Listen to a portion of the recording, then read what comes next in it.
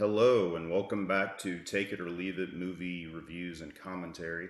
It's been a while since I've done a video, a long while. I had several things going on that required me to kind of put this aside, mainly getting married and moving and several other things. But today we're going to be looking at Return of the Jedi from 1983, starring Mark Hamill, Harrison Ford, and the late Carrie Fisher. It was directed by Richard Marquand, with a screenplay by Lawrence Kasdan and George Lucas, of course.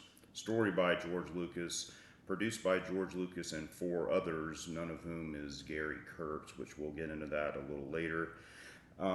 Before we start, I was going to go over my history with Star Wars, and specifically with Return of the Jedi. Star Wars was and is a huge part of my life, and especially as a kid. Where I grew up, there were not a lot of other children around. I mean, I had a lot of friends, but they didn't live close by, and I was an only child. So the Star Wars toys kind of became my world. I would make up long ranging story ideas for the figures and plan them out months in advance and had the whole setup. I had every vintage Star Wars toy made, still have them. I have a very large display downstairs. My collection is so huge that I don't really have space for all of it. I've got three large display cabinets in our basement in our home now that's luckily built in, so I can display what I have room for. And I've thought about actually doing some reviews of individual toys and figures.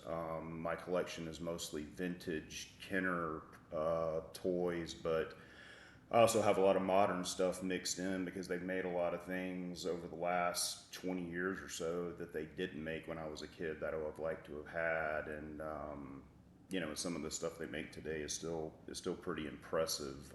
Although the toy line's not exactly going in the direction I would like, but that's a whole different story. Excuse me, for a different video. But Star Wars A New Hope came out in 1977 and actually debuted on my birthday, and so did Return of the Jedi. I was too young to really understand what Star Wars was at the time, but I was 11 years old when Return of the Jedi came out, and my parents picked me up early from school. I was beyond excited, for a lot of reasons, obviously, but one of the things I wanted to see the most was I wanted to see what Jabba the Hutt finally looked like. Han Solo was my favorite character, so of course anything having to do with him, I was doubly excited about it, and I always wondered what Jabba the Hutt looked like. I don't like the fact that they took that surprise away by adding him into the special edition. But again, that's another discussion for another video. And of course, wanted to know what was going to happen with Darth Vader and Luke, and everyone else. Return of the Jedi, however, is my least favorite of the original trilogy. I have a lot of problems with it, a lot of ideas about how they could have done things better, and some information I'll go over about how they almost did things better. All, of course, it's just my opinion. So take it for what it's worth, or take it or leave it, I guess, as the name of my channel implies. But just give you fair warning, if when we start the movie that I've got queued up on Disney here, if you don't want to hear a lot of complaining and a lot of suggestions, then you might want to turn it off now, because there's going to be a lot of that. But it's only because I love Star Wars so much, and think that Return of the Jedi is close to being just as good a movie as The Empire Strikes Back. And I know I'm not alone when I think that's still the best movie of the trilogy. The Empire Strikes Back is actually my best movie of all time. I chose to do Return of the Jedi, for one thing, because it's his 40th anniversary, but also because it's really, in a lot of ways, more interesting, I think, to talk about a movie that you like but have problems with, and some suggestions for how to make it better, than it is to talk about a movie that you absolutely love. And and just talk about how great it is. So, like I said, I've got the movie queued up on Disney here.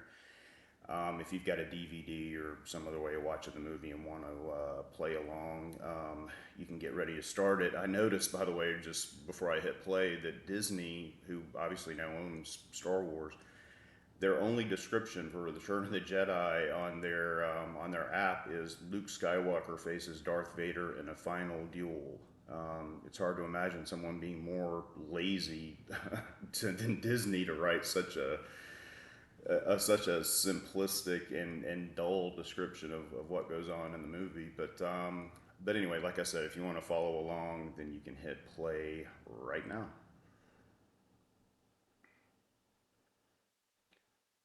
Like I said, I saw this movie the day it premiered. My parents picked me up early from school to go to a theater. There weren't a lot of theaters around, so I think we had to go to downtown Atlanta. I live in Georgia, and the audience was super excited. It was jammed full of people. I think we had to get there 2 hours early to make sure we got tickets. Of course, this was the old days where you couldn't get tickets and reserve your seat online, but I think it was the first movie I'd ever been in where the audience was cheering and clapping and all sorts of things. It was a fantastic experience. And obviously at the time I was 11. I loved the movie. Already knew I didn't like it as much as The Empire Strikes Back, but as I got a little older, I kind of was able to see the problems with it. And I know some people absolutely love Return of the Jedi, and it's their favorite movie of the trilogy, and more power to them. All this is obviously just my opinion. And these are also the days before internet leaks. The movie was a total secret. No one had any idea, I mean, what was going to go on. We did not know that there was a second Death Star. Like I said, we didn't even know what Jabba the Hutt looked like. We didn't know what the Ewoks looked like. I have a Kenner dealer catalog from the year that Return of the Jedi premiered, and they've got the picture of the Jabba the Hutt toy and the Ewok toys blacked out so that the information wouldn't leak out and people wouldn't have a big part of the movie spoiled, which I miss those days of what it meant to really be excited about a movie. And we start off right away with with the Death Star that's under construction. Now, I think the Death Star under construction looks amazing. In many ways, I prefer that to the completed Death Star. But we're already seeing some of the issues that plague the movie. In that it's just automatically not as exciting to have a Death Star. It's already been demonstrated that the good guys, for lack of a better description, can blow up the Death Star. So it automatically takes a lot of the tension away. In the first draft of Return of the Jedi, there were two Death Stars, and if you kind of go into to what's been leaked over the years about the first draft, they were over a planet called Hadabadan, which was the early version of Coruscant. Coruscant didn't really get its name until Timothy Zahn came along with his Heir to the Empire trilogy, which is great, by the way. I just love the character of Grand Admiral Thrawn. I know I'm not alone there. But I love this Imperial shuttle. It's one of my favorite vehicles of all the Star Wars movies, and it's one of my favorite Kenner toys. Matter of fact, it's one of their larger vehicles. It came kind of late in the original line, but it's still an impressive toy. And there's Moff Jared. If you've seen some of the deleted scenes online, you know that Jared was originally more of a complex character, which I think was interesting, and I wish they'd kept a little bit of that in. But I also understand why they kind of cut it out to make such a minor character kind of have a crisis of conscience would be unusual, but I still liked it. You can hear Darth Vader's voice is a little different in this one, but I still like it. And army, uh, the army of troopers standing around, and that is really cool for this entire scene. This is one of the best scenes in the film, in my opinion. Although you also see a pattern here where it's a movie that's filled with people just arriving at places rather than having a storyline like in A New Hope is the perfect example of one thing leading to another, of people getting involved in the story because of circumstances rather than just showing up and arriving somewhere. That's another problem that I'm sure a lot of people have commented on with the film before, in that it's just kind of a lazy way of moving the characters along. And here we go with this right away. It's C-3PO and R2-D2 just going to arrive at Jabba's palace, and that happens over and over throughout the film. You also noticed, and I know I'm already complaining a lot, but I tried to warn you guys ahead of time. That's you were going to hear a lot of that. But you also notice right away here too, and I've never heard anyone else comment on this part of the the film or this aspect of the film, but there's a lot of brown in this movie, and it automatically makes it less interesting to look at. You're back in the desert on Tatooine for one thing, and I think that's a mistake. There's no indication, if you remember, in the original version of A New Hope before the special edition with the added scene of Jabba, that Jabba's headquarters is actually on Tatooine. I think this would have been much more interesting if Jabba's home base had been on a water planet.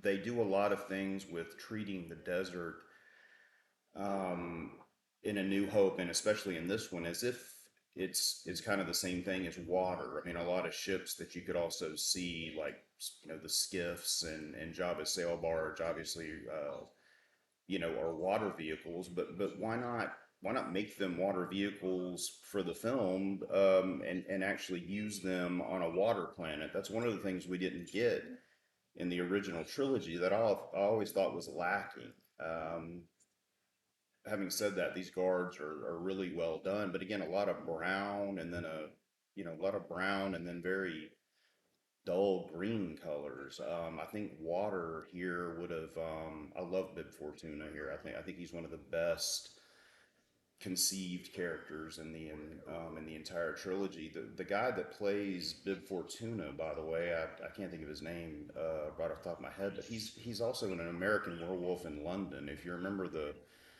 scene where the werewolf is chasing the guy through the London subway system. I know that's not what they don't call it, the subway, whatever it is they call it. I can't remember it at the moment, but he's the guy that the werewolf is chasing through and finally kills when he's on the escalator, I believe.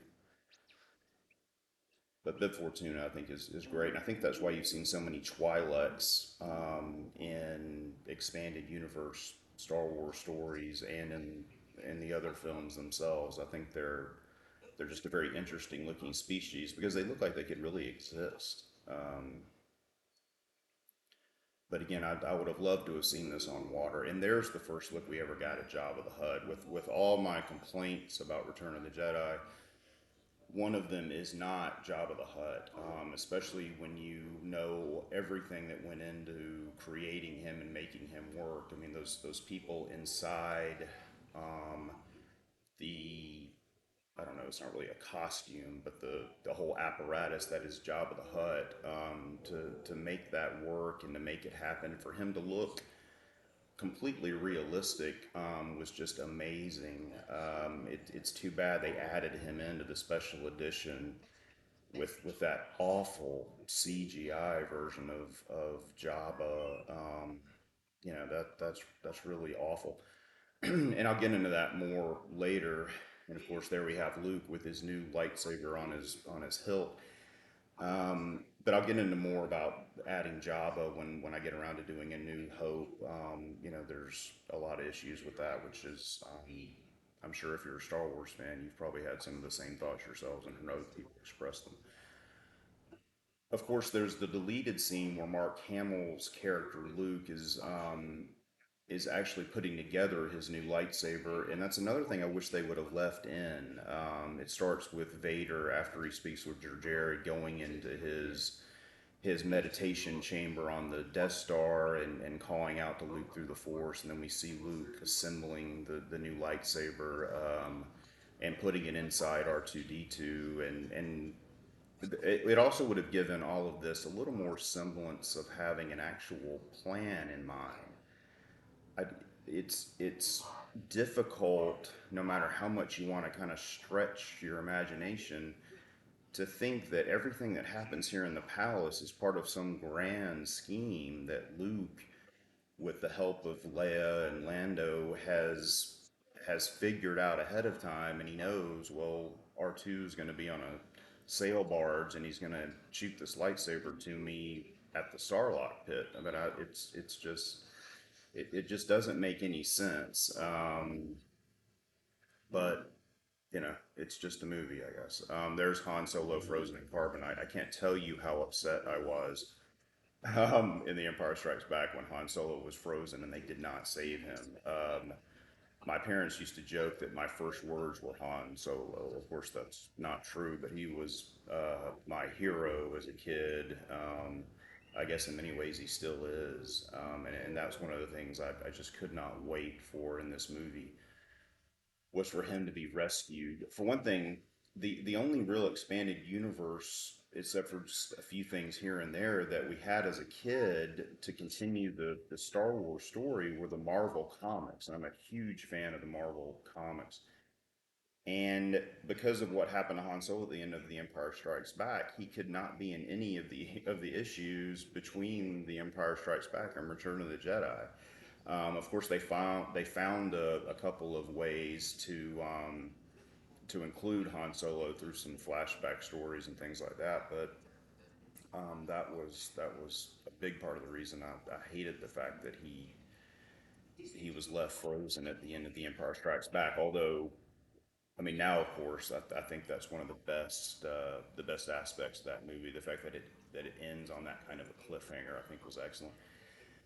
And speaking of the Marvel comics, there were two different storylines that included a water planet that were some of the best issues in the series. Some of them were very early in the Marvel Comics run. It was a movie called, a planet called Drexel, and then later towards the release of Return of the Jedi, they were on a planet called Istalon, which was also a water planet. If you haven't read any of those, um, I'd I'd encourage you to check them out. But I would have loved to have seen all of this on a water planet. I think that would have been just so much more interesting to look at. And here we're looking at a lot of special edition footage mixed in with some new CGI and also new footage of the actress that plays Ula. When they all this is really bothers me. There's absolutely no reason for this. There was no reason for the Cy Snoodles singing scenes in the original version of Return of Jedi. There's certainly no reason for them here. Um, and there we saw Boba Fett for the first time in a very dull way, just walking by the camera. This is and there he is again. But this is so unnecessary, and it's not funny or interesting in the least, in my opinion. But getting back to the actress that plays Ula, when they looked her up, 20 years later or whatever it was, to do the special edition, she was still in just as good a shape as she was when they made the first film. So that's the same actress doing the additional scenes. Now, I do think it's improved with the Rancor that she falls down here and screams with the door opening. It does give a little bit of an added sense of anticipation and drama as to what exactly is going on down there and what she's looking at. But I'm not a huge fan of the Rancor. Again, if there had been some sort of a water dragon shark type of thing that people were fed to, kind of like Blofeld and James Bond, another film series I'm a huge fan of, by the way, that would be a different story. But I don't think the Rancor is all that particularly menacing or interesting. And again, he's just another big brown thing. And here we go again with someone else just showing up. I mean, just arriving. Um, they weren't brought in as some part of the storyline. It's just people showing up. And Chewbacca, of course, has always been brown, so it's hard to hold that against him. But again, there's more muted colors and brown.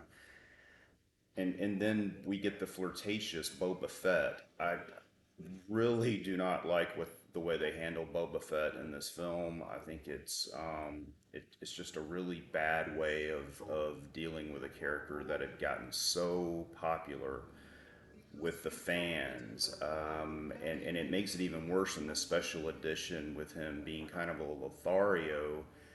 But even with the original version, I didn't like the idea that Boba Fett had nothing better to do than just hang around Jabba's palace. He's supposed to be the most fearsome bounty hunter in the galaxy. He's not a bodyguard. I don't understand what he's doing there just to hang around. It's kind of another lazy piece of writing. If they were going to do the movie like this, I would have kind of preferred for Boba Fett to show up more at the end of the film and be part of the last big battle.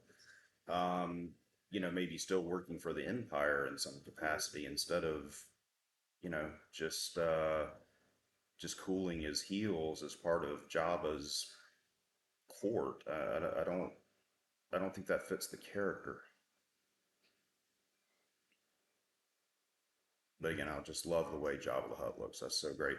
That film of Fett right there, by the way, is reversed. I don't know why they did that, but after they filmed it, they decided Boba Fett needed to be seen from kind of the other side because that's his left hand holding his blaster, and his cape is on the wrong side.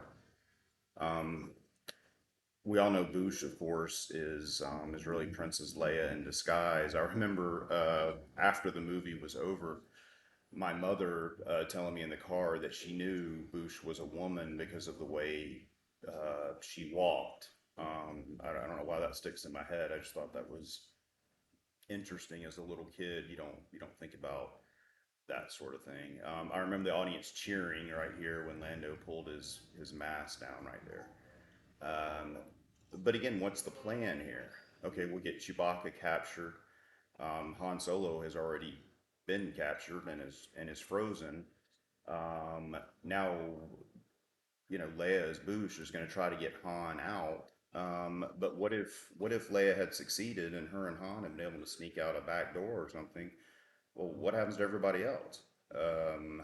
This is just really confused and nonsensical here. As a kid, I also thought as well. I didn't know, and I don't guess anyone did really, that unfreezing Han would be as easy as just hitting some controls on the side of the carbonite block. I mean, it makes sense. I don't have a problem with it, but I know as a kid I was wondering if they were gonna have to figure out how to unfreeze him. But apparently that wasn't an issue. It's the way to do that is just right there on the block itself. And really my two, well, I don't it's not fair to say I have my two biggest problems with the movie, but one of my two biggest problems of the or two of my biggest problems with the movie, sorry, in case you haven't been able to tell by now, I don't script these. I just turn the movie on and talk. But I think it makes for a little bit more genuine experience. But the way they handle Han Solo's character, and as I already mentioned, Boba Fett's character, I think they do a really poor job at that. Although this is a really cool sequence. And I do like the fact that he's not unfrozen and just instantly back to normal. And I even like the blindness issue. I just don't know what him being blind leads to in the battle at the Sarlacc.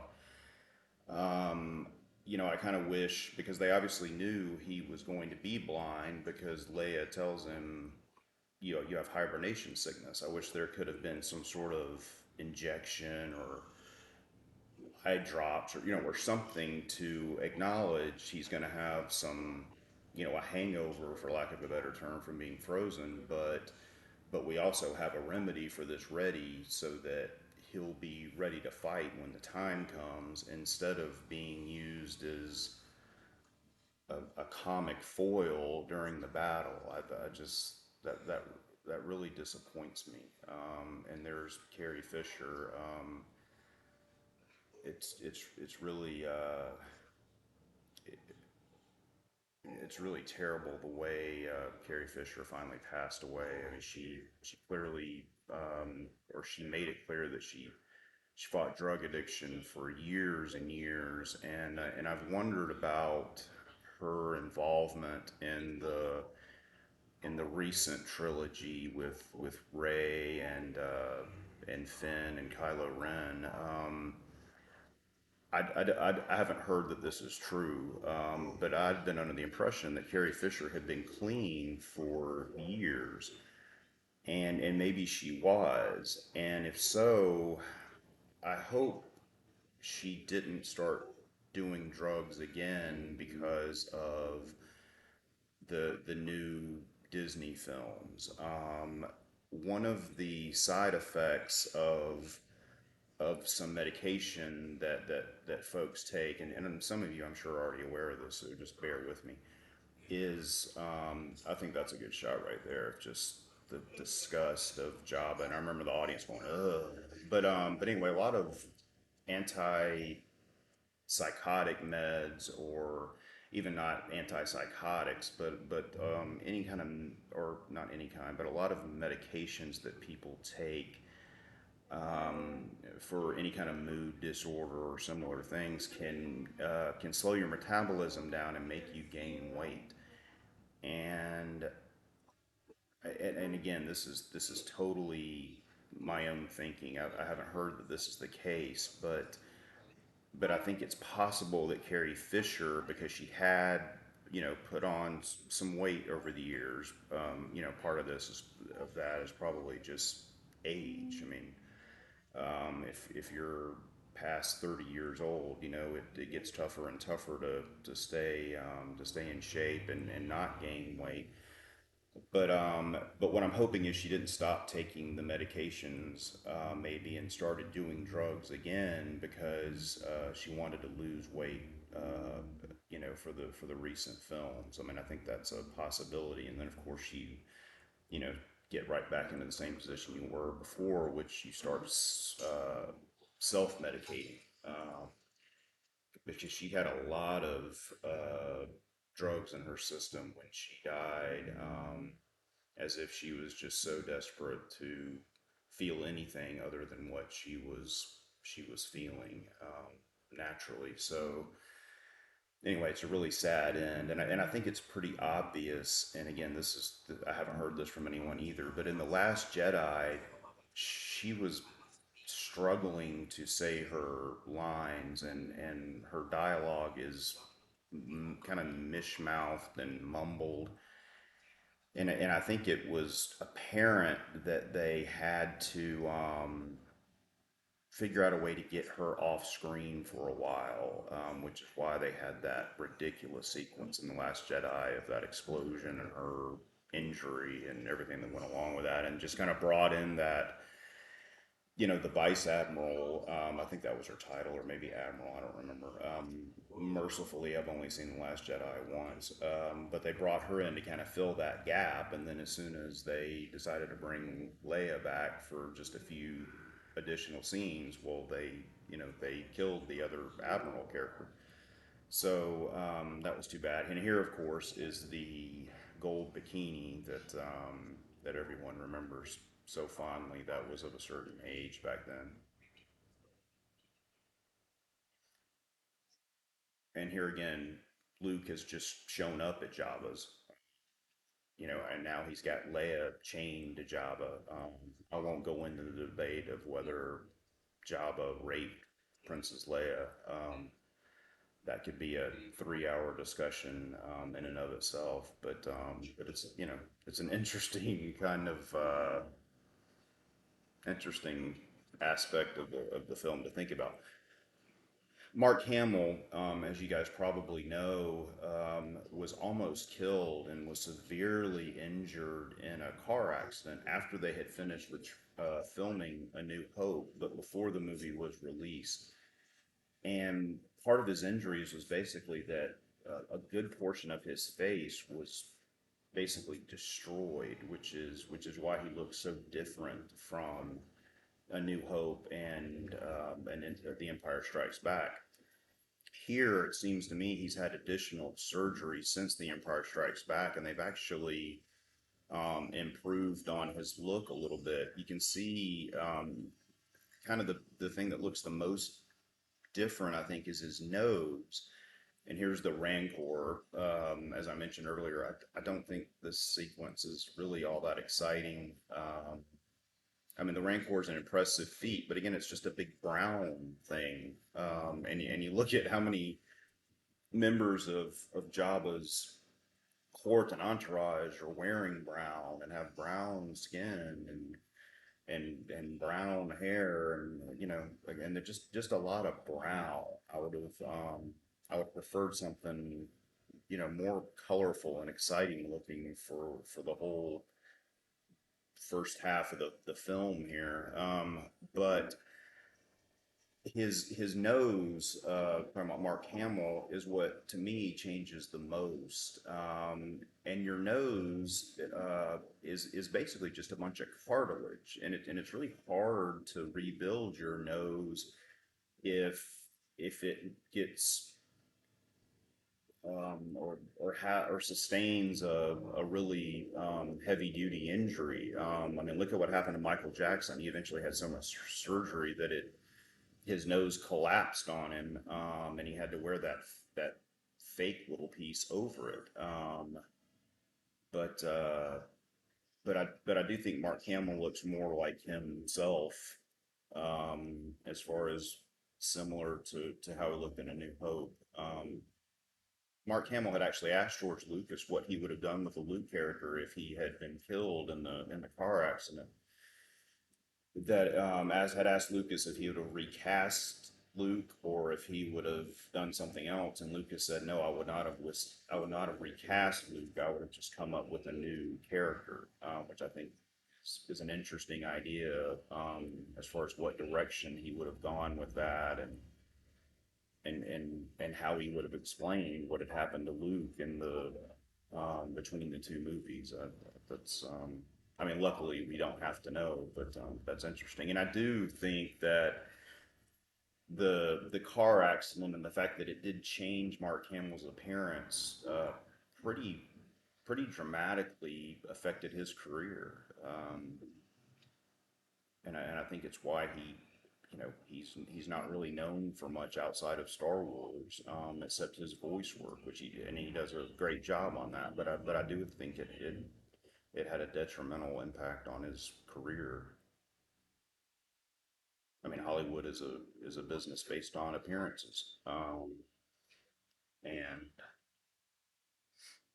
I don't think it would come as a surprise to anyone that if you have some kind of event that changes the way you look, that it would impact how you do in that industry.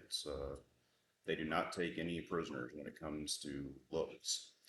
And here again, now apparently some of Jabba's people were nice enough to have Han Solo's clothing laundered. His shirt is nice and white again after it had been slimy the last time we saw him. I don't know who's paying attention to things like that or why they're not paying attention to it. And they also apparently gave him a nice comb and blew dry his hair for him. I kind of compare the way Han looks here to a conversation that Mark Hamill's talked about that they had um, in the first film when they got out of the trash compactor. Luke mentioned to George Lucas, "Well, if I just got out of there, I've been underwater, should my hair be wet?" And Harrison Ford, Mark Hamill does a great Harrison Ford impression, by the way. Told him, look, if the audience is thinking about your hair here, I mean, we're in big trouble because it's not that kind of movie, which is true. I do like the inclusion of the banthas here, but once again, more brown to go on light brown. And just think of how exciting this would be if they were riding, over an ocean of some sort. Because again, they're kind of treating the sand like it's an ocean anyway. But but anyway, they did. I mean, you look back at A New Hope, and Luke's hair is wet when they get out of the trash compactor because it makes sense that it was. Um, but here, I guess they're not giving thought to that sort of thing anymore because I know I'm wasting a lot of time talking about Han Solo's white shirt, but I do think there are things like that that are indicative of what people were thinking about on a movie. And a lot of that, I think, goes to Richard Marquand being the director instead of Irvin Kershner, or maybe another director even. I don't think there's any doubt that Kershner did an amazing job with The Empire Strikes Back, and he was obviously able to stand up to George Lucas on some things. Um, it was Irvin Kershner's decision to leave in the "I know" line from Harrison Ford when Lucas had written something else, and he stood up to Lucas on a few other creative decisions, and that's probably one reason he's not on this film. Here's the new Sarlacc with the special edition with the mouth and all that, which I don't care for. Um,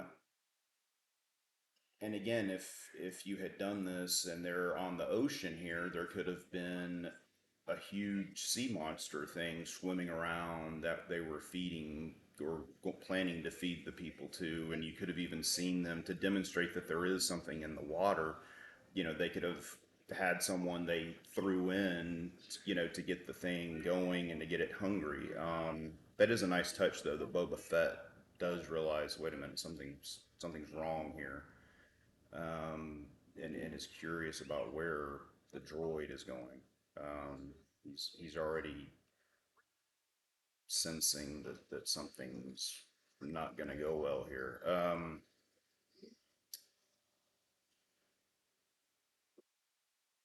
And here, I mean, Luke's walking the plank just like you would in an old pirate movie. So again, why not just have it over water? I'm sorry, I know I keep repeating myself on something, but that's how much it means to me. And I'm totally aware I've given all this way too much thought. But when you're a fan of something like this, I think that's part of the fun of it. Of coming up with, oh, here's how I would have done it and all this. And I'm sure some of the stuff I say doesn't make any sense either for practical reasons or just because this is a group of filmmakers who obviously know what they're doing and have been massively successful. So who the hell am I to tell them they did something wrong? And I totally agree with those opinions. There's the Wilhelm scream, by the way. Um, Here too, I think it would have been maybe a good idea to have one of the characters die here during the sequence at Java's. And I've got a couple of different ideas of who it could be. Obviously, you're not going to kill Luke or Leia at this point, and it wouldn't make any sense to kill Han Solo at this point because then the whole first half of the film has been for nothing. Obviously, you could have killed Lando here, and it could have been redemption for getting Han in this position and the rest of them in the first place. But that's kind of obvious. I just cannot stand the fact that this is how Boba Fett goes out, by the way. Han blindly flailing around. and hitting his jetpack, and Fett just tumbling into the Sarlacc, and that kind of goes along with what I'm about to say. I do like this. The fact that Leia kills Jabba, I think, is a great touch, and the way she does it with the chain is perfect. As I've mentioned several times by now, I don't know how this would have been planned out ahead of time, but I mean, it's a Star Wars movie, so I guess you can't put too much stock in that sort of thing. Although I've spent a lot of time doing just that, but I think it would have been interesting, and as a kid, this would have broken my heart. Trust me. So I understand that this would definitely change things. But what if Chewbacca had died here, saving Han Solo? And what if Boba Fett, if you are going to put Boba Fett in the Jabba sequence, what if Boba Fett had killed Chewbacca as part of this battle, and then him and Han Solo could have the showdown that I think everybody wanted. I mean, kind of the Wild West showdown, the Doc Holliday, Johnny Ringo type of type of confrontation that we wanted before there was a Doc Holliday and Johnny Ringo confrontation. Instead of that whole bit of the jetpack going off because Han blindly swung with a staff. I think that would have been fitting, and it would have given the film an immediate sense of drama and tension and importance, I guess. Like, wow, things are, I mean, this is serious. I mean, these people are fighting for their lives and doing stuff that actually matters and has an impact. And the reason I think maybe Chewbacca could have died here, as much as I would have hated that as a kid and would still hate it as an adult. I mean, not hate it as a story, but just feel horrible about it. I mean, you're supposed to feel that way sometimes in a film. And if they had indeed stuck with the idea of having the Wookiees be the creatures at the end instead of the Ewoks, and we'll go into this a lot more later, that would give Han a reason to want to lead the mission to destroy the shield generator and to help the Wookiees because Chewbacca had sacrificed himself for Han, and now Han feels obligated to pay Chewbacca back for that by helping his people escape slavery to the Empire, which my understanding is that's what they were going to show them being used for. Um, and and Han's motivation in this film is one of my problems with the movie, and especially with Han's character in particular. He goes from where he was in The Empire Strikes Back to still not really having an interest in being a part of the rebellion, to a rah, I'm totally on board and all that. I mean, I don't think these, I don't know, months or, however long he was frozen in a block of carbonite would necessarily make him think, well, wow, this is working out great for me. I really want to be a part of this now. I mean, I think you need some reason for Han to have that abrupt change in how he feels about the rebellion. Of course, we just missed the scene, or I missed talking about it, where they would have had the sandstorm scene and all that. I mean, I kind of agree with cutting that out. I don't think you really need it. It's fine just to show Luke flying away. And here again, here's someone else arriving. Um, Although this makes some sense that the Emperor arrives here. Now, in the original draft, the Emperor, I love the Royal Guards, by the way. They unfortunately they don't get to do much in this movie, but you don't always have to do something to to justify the character. I mean, I think that just the fact that they're there and they could do something makes the point. And I really love those action figures. The picture that Kenner used for the Emperor's Royal Guard in the action figure, just one of those things really got my imagination going. I really liked it. Um, the Emperor action figure actually was not available until very near the end of the original Kenner line, and for the Emperor, I actually used a character in my stories and in playing with the toys as a kid from a movie called Clash of the Titans, which I think most people will remember with Harry Hamlin. There was a character, I can't remember what he was called now. He wasn't really even a character. Um, he was just an entity that rowed a boat that got the main character from one place to another. You only saw him just for a second, but he had a black robe on and had a skeletal face, and that's who I used for the Emperor because I thought he looked similar to the original looking Emperor that we saw in the hologram in The Empire Strikes Back. Because I had to have an Emperor for my you know for my Kenner toys. And here, at least, we don't see Luke, I guess, arriving at Yoda's. That would have been kind of a waste, but he is just sitting there. Um, it's not an exciting way really to begin a sequence, but I don't think we need it here. We've already seen what's on Yoda's planet and kind of what that's all about. So I think it's fine that it just picks up with him already there.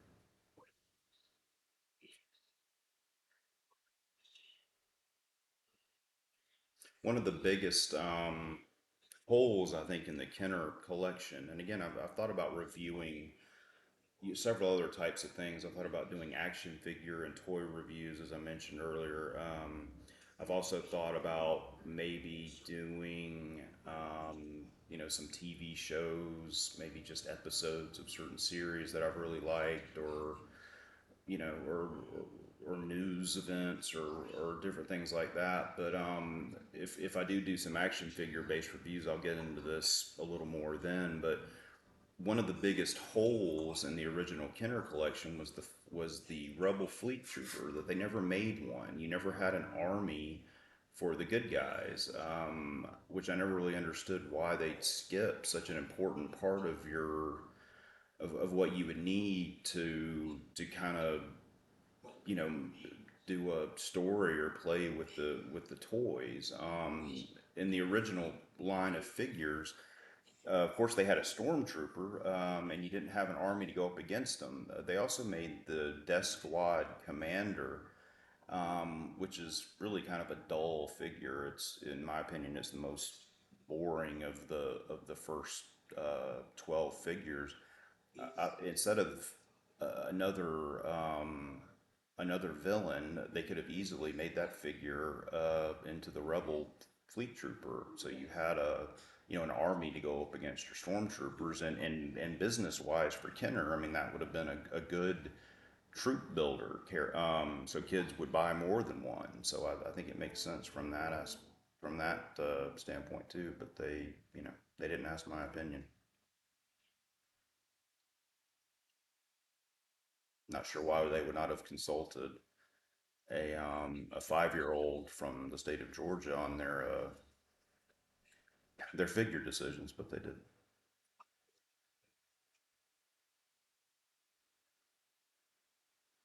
And Yoda's death is not exciting here. I mean, he just kind of fades away and dies. But I really can't think of a better way to handle the end of the character, and I don't think it would have made any sense for Luke to have just left him there alive. I mean, so Yoda just doesn't help him at all and just stays hidden away on Dagobah. I mean, I think it makes sense for Yoda to die here. Plus, there's the the whole hero's journey thing, where at some point the hero has to do it on his own, without any help, without any more instruction or teaching.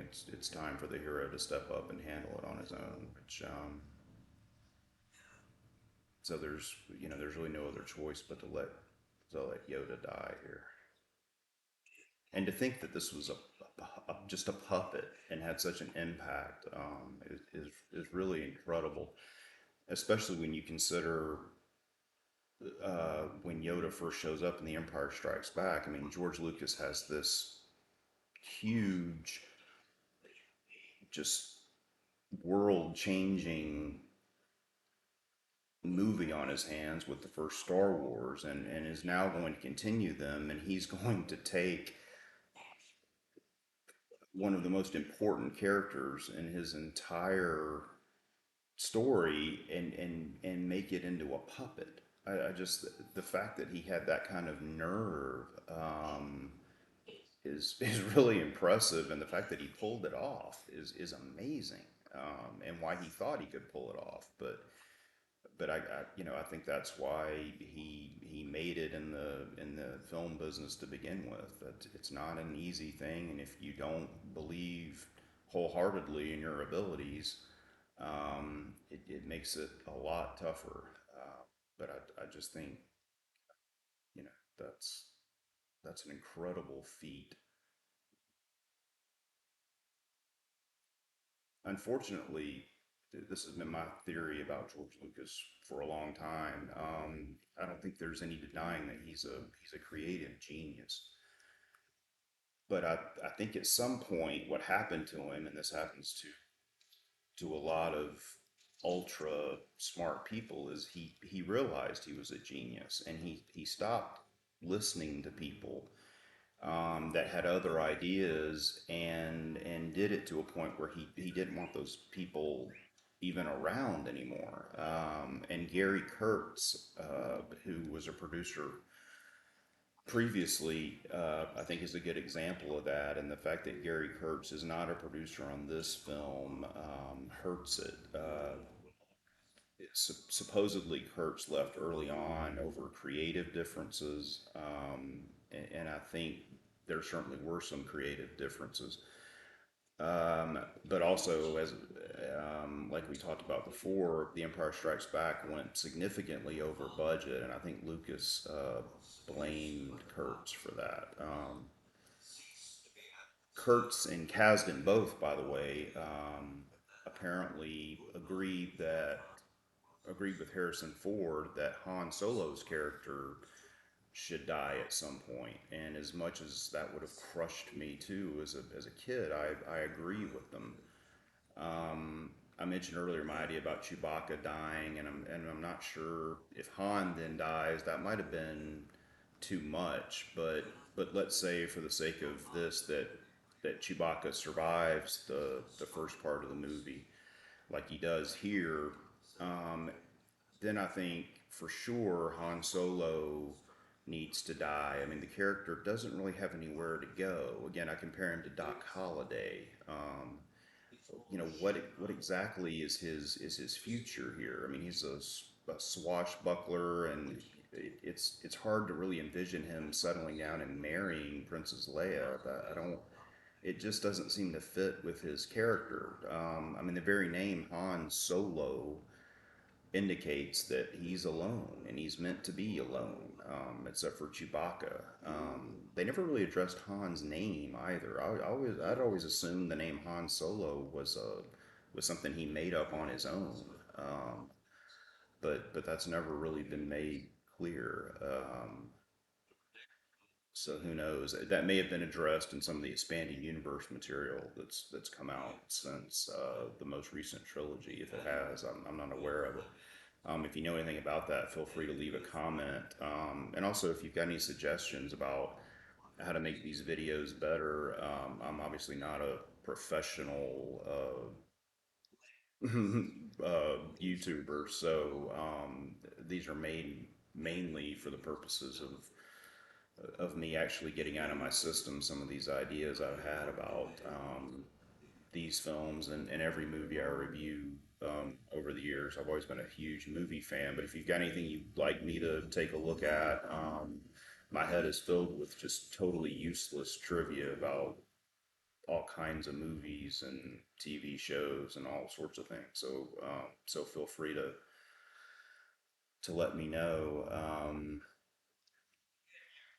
And see, here we go with Han and his rah rah, almost patriotic attitude here, which is just totally out of character. But anyway, but back to what we were talking about. If Han had died at the beginning of the third act, I mean, I do think that would have had an impact on the story and the gravity of kind of what's going on, and I think it would have been worthwhile. And here's the leader finally of the Rebel Alliance. One of the issues with that, and this is one of the few things I take issue with The Empire Strikes Back, and then again with this movie, the there's no consistency with who leads the Rebel Alliance. I mean, in the first movie we have General Dodonna, and then in The Empire Strikes Back he kind of disappears, and now all of a sudden we have General Riken. Then in this movie, there's no evidence of what happened to General Riken or General Dodonna, and there's these new people. There's Admiral Akbar, there's General Madine, and there's Mon Mothma. So I wish they would have had a little bit more consistency with the rebel leadership. But Lucas apparently resisted the idea of anyone dying in the films, and I think he had a couple of reasons for that. For one thing, he's admitted that these movies are mainly made for children, and I get that. And it's more of a fairy tale, and none of the good guys, usually die in fairy tales. But also, Lucas was already raking in a lot of money by this point on merchandising, and he supposedly made a comment to someone that a dead Han Solo doesn't sell toys. No way of knowing if he actually made that comment or not. There's Wedge. We always thought was an interesting character. Um, but I mean, I hate to think that Lucas didn't do what I think was right for the story because he wanted to sell some toys, but sometimes it kind of seems like that was the case. Both with Han and especially with the Ewoks that we'll meet here shortly. The Rebels are also very generous with their promotions. I mean, Han's never really even held a rank of any kind in the rebellion, and suddenly he's a general, and the same with Lando. Chewbacca, of course, doesn't ever get any kind of rank or whatever. He's just ignored. Same way it was when he didn't get his medal along with everyone else.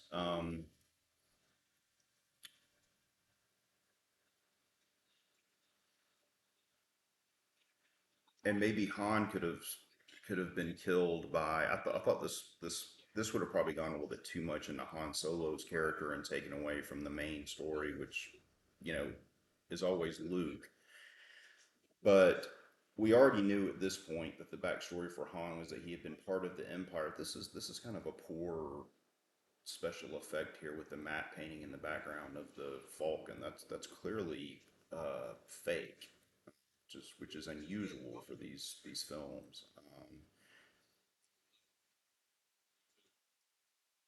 That is kind of a nice scene with Han and Lando. Of course, there's no gravity or no real drama to it at all, and that's another I think issue with this film. It comes up later with a conversation with Han and Leia, which could have had some tension, but and it does for a split second, but then they back off it. But anyway, let's say that Boba Fett was not done away with in the first half of the film, and he does turn up when he's working for the Empire later on Endor or Kashyyyk or whatever planet that they're having the last big battle on in this made up scenario I'm going with. But let's say Boba Fett kills Han Solo, and then maybe Chewbacca could then in turn kill Boba Fett, or and I think it would be important for Han to sacrifice himself,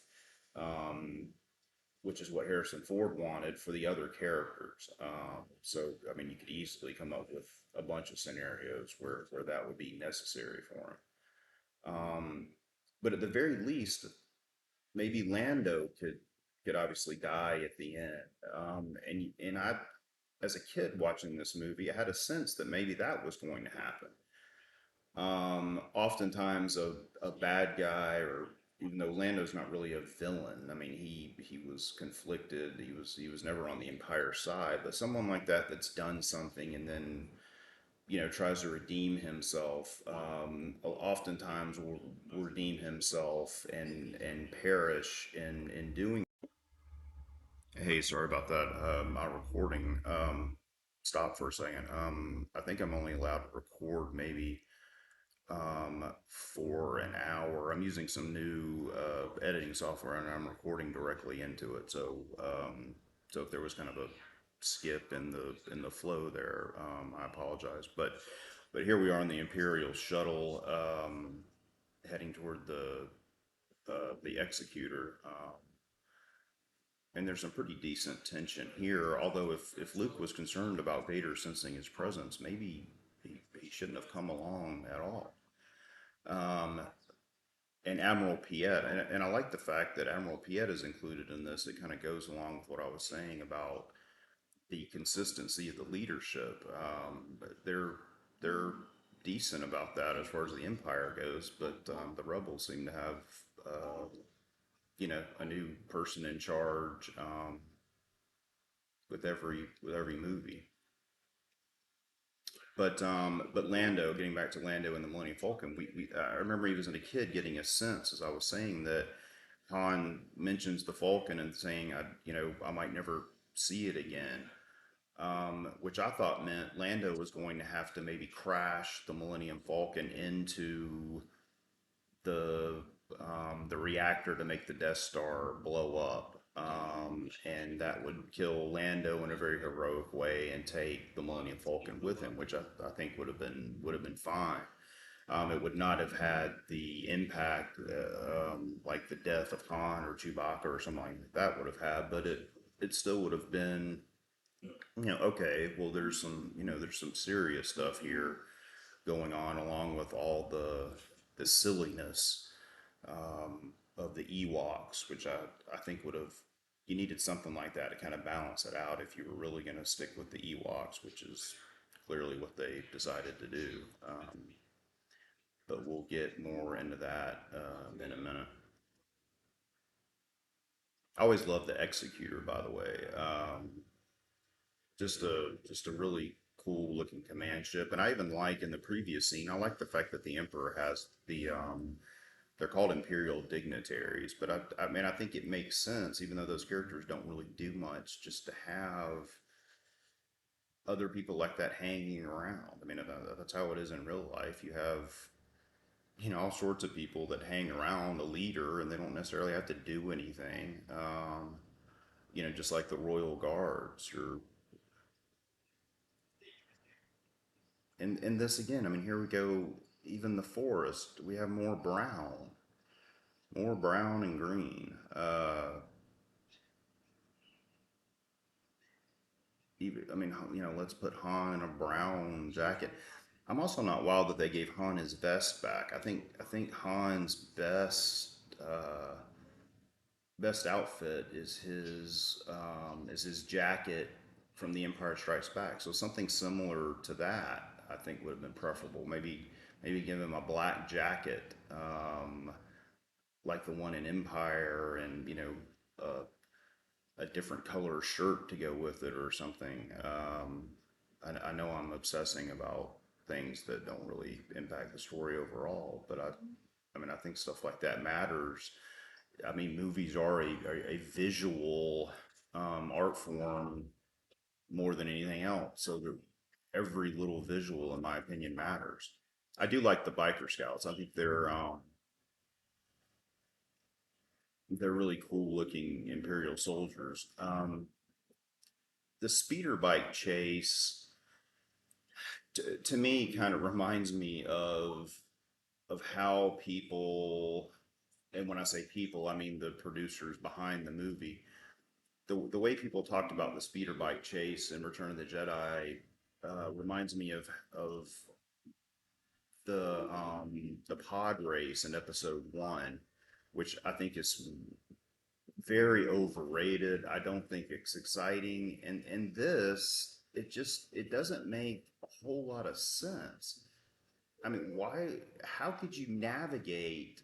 through a forest on bikes that go so fast, and they go unnecessarily fast. There's no real reason for this. Um,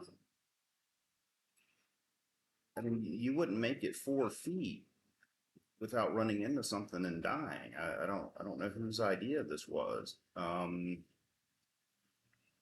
I think that takes away um, from the sequence, the fact that it's just so unrealistic that you would be going this fast. And the special effects aren't particularly good. Those that shot, particularly when it shows them from the front, just still to this day looks very phony in my opinion. I know it sounds like I absolutely hate this movie because I've done nothing but bitch and moan about most of it, but I don't. I mean, I love everything Star Wars. Well, let me take that back. I do not love The Last Jedi. I do not. I did not love Solo, although I think that movie was not as bad as a lot of people, um, as a lot of other people thought. But I do have really fond memories of this movie. And here we'll also see kind of what I'm talking about in just a minute. One of the biker scouts runs into something for no real reason. I mean, just because it's there, and if you were really trying to drive one of these things, that would happen constantly. There are some really cool concept sketches, by the way, for the see. I mean, why was that any bigger an obstacle than all the other trees he would face driving around constantly? He wasn't going any faster. He had just the same amount of time to react as he would normally. I don't get it, but um, for the speeder bikes, some of which I think are more interesting than what we ended up with.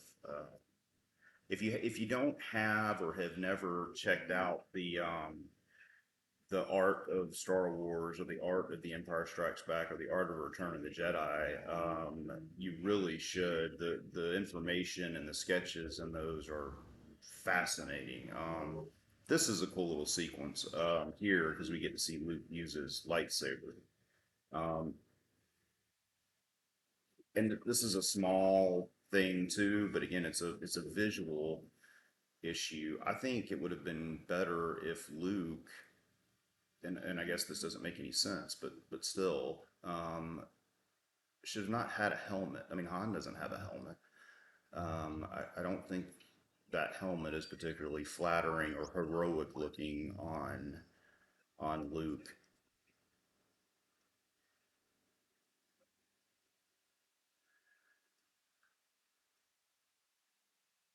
I mean, it's a much better look without it.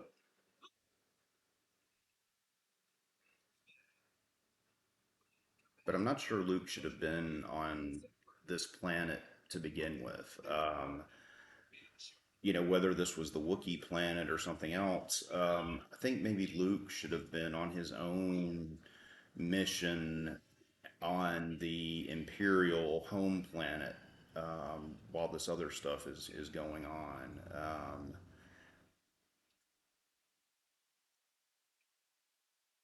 Because that's his goal. I mean, that's his destiny to have his confrontation with Vader and the Emperor.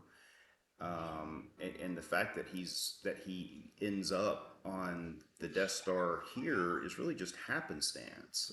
He didn't know he was gonna be able to have this confrontation with Vader and the Emperor. That's just the way it worked out. Kind of the same the same thing with their whole supposed plan to get into Jabba's. I think that just could have been handled much better.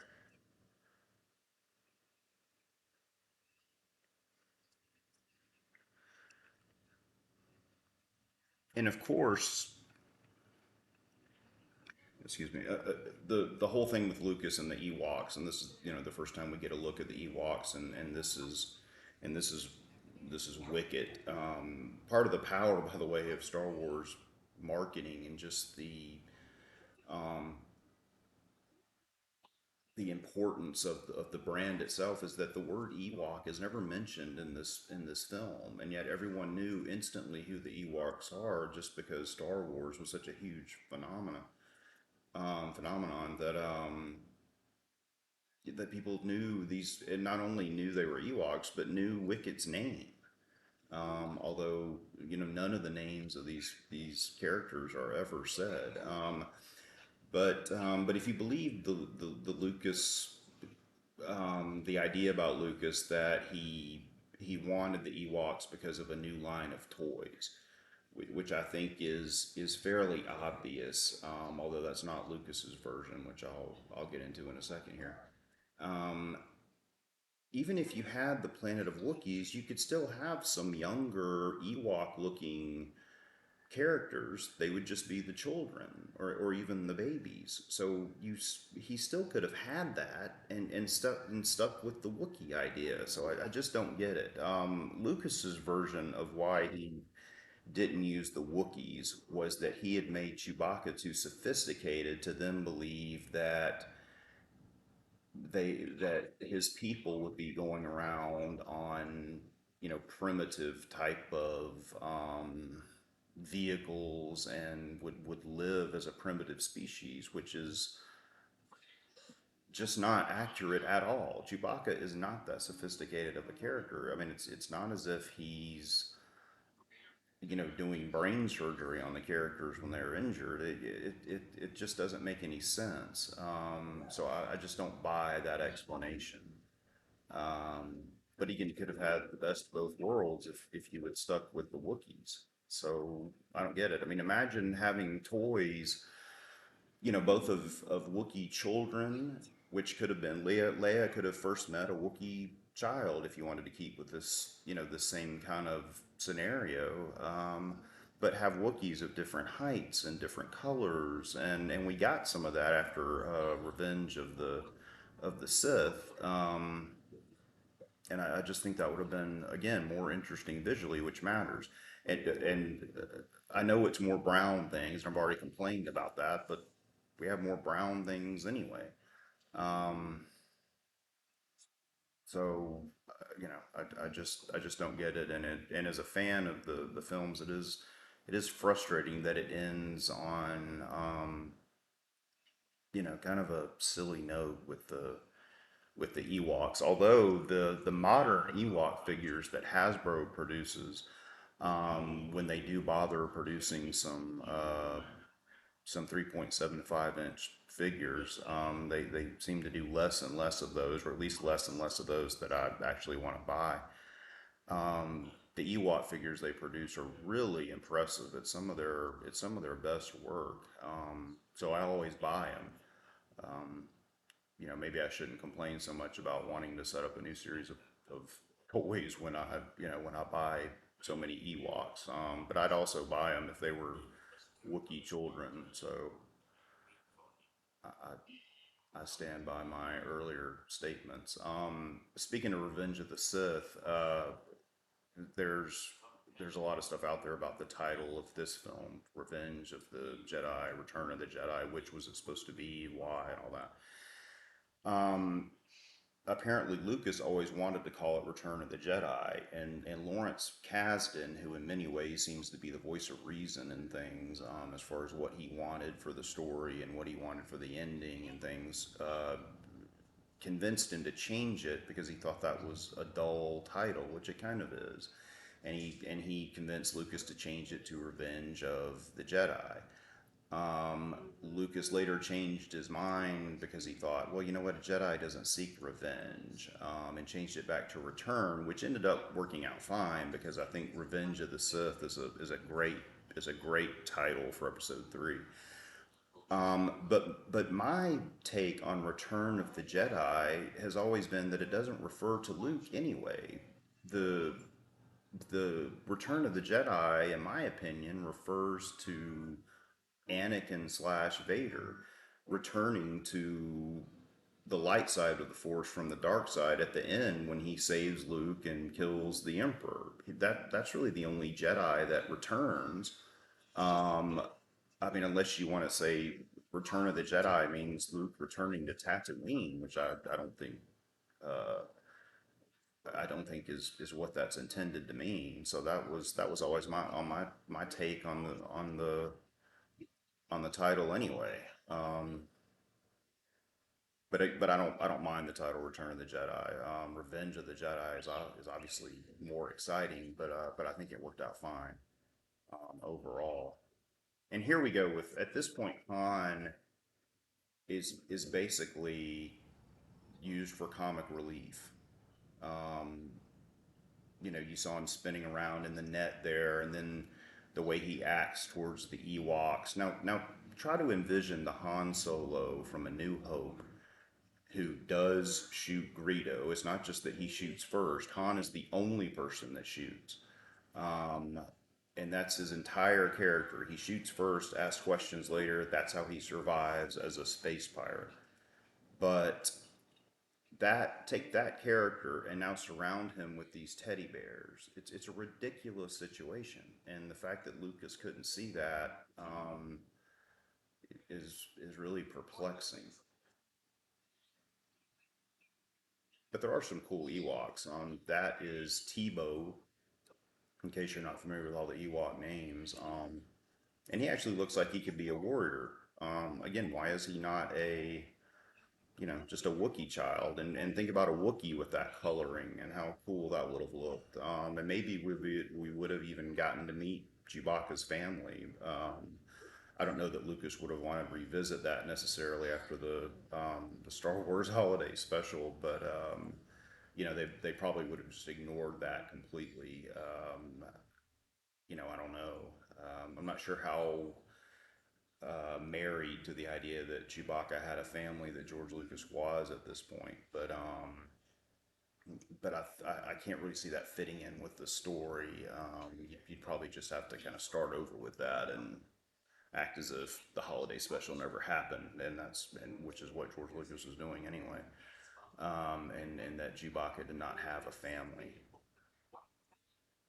And it's hard to imagine Chewbacca having a family and a son and all that, and leaving them for years, perhaps decades, because he has a life debt to Han Solo. I don't know that a Wookiee's honor would include abandoning your family to fend for itself. See, this whole scenario is just ridiculous. I mean, these people are supposedly on a serious mission to to kill the ruler of the galaxy before he murders, I guess, billions of innocent people, and they're having a laugh at these teddy bears.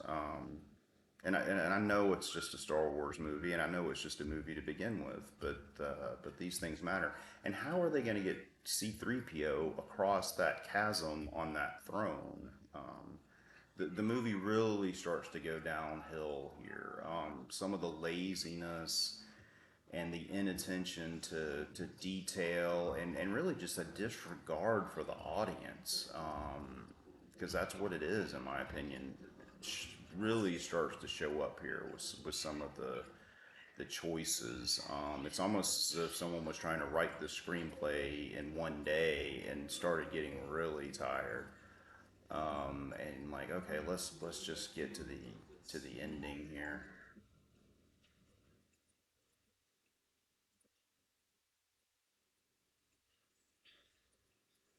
And see, there's a once again, I know I'm repeating myself, but that could have easily just been a Wookiee baby.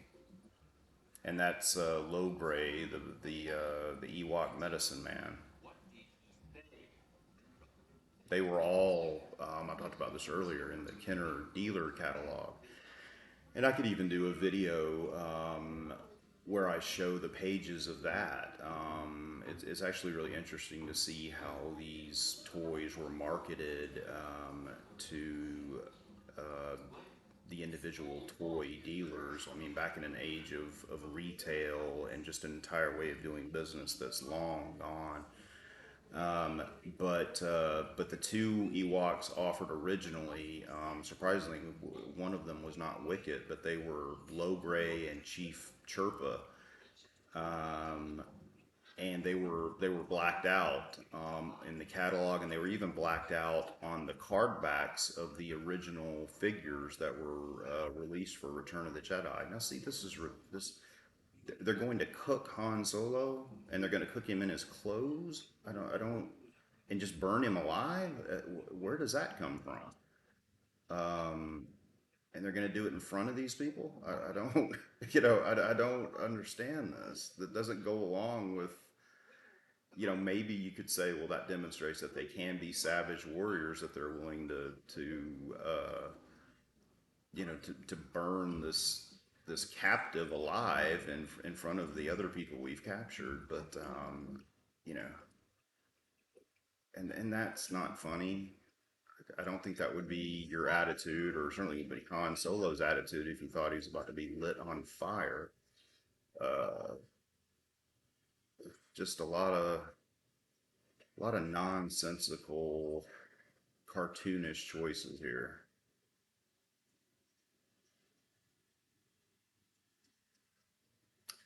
I mentioned earlier, by the way, the inconsistency in the leadership of the rebellion.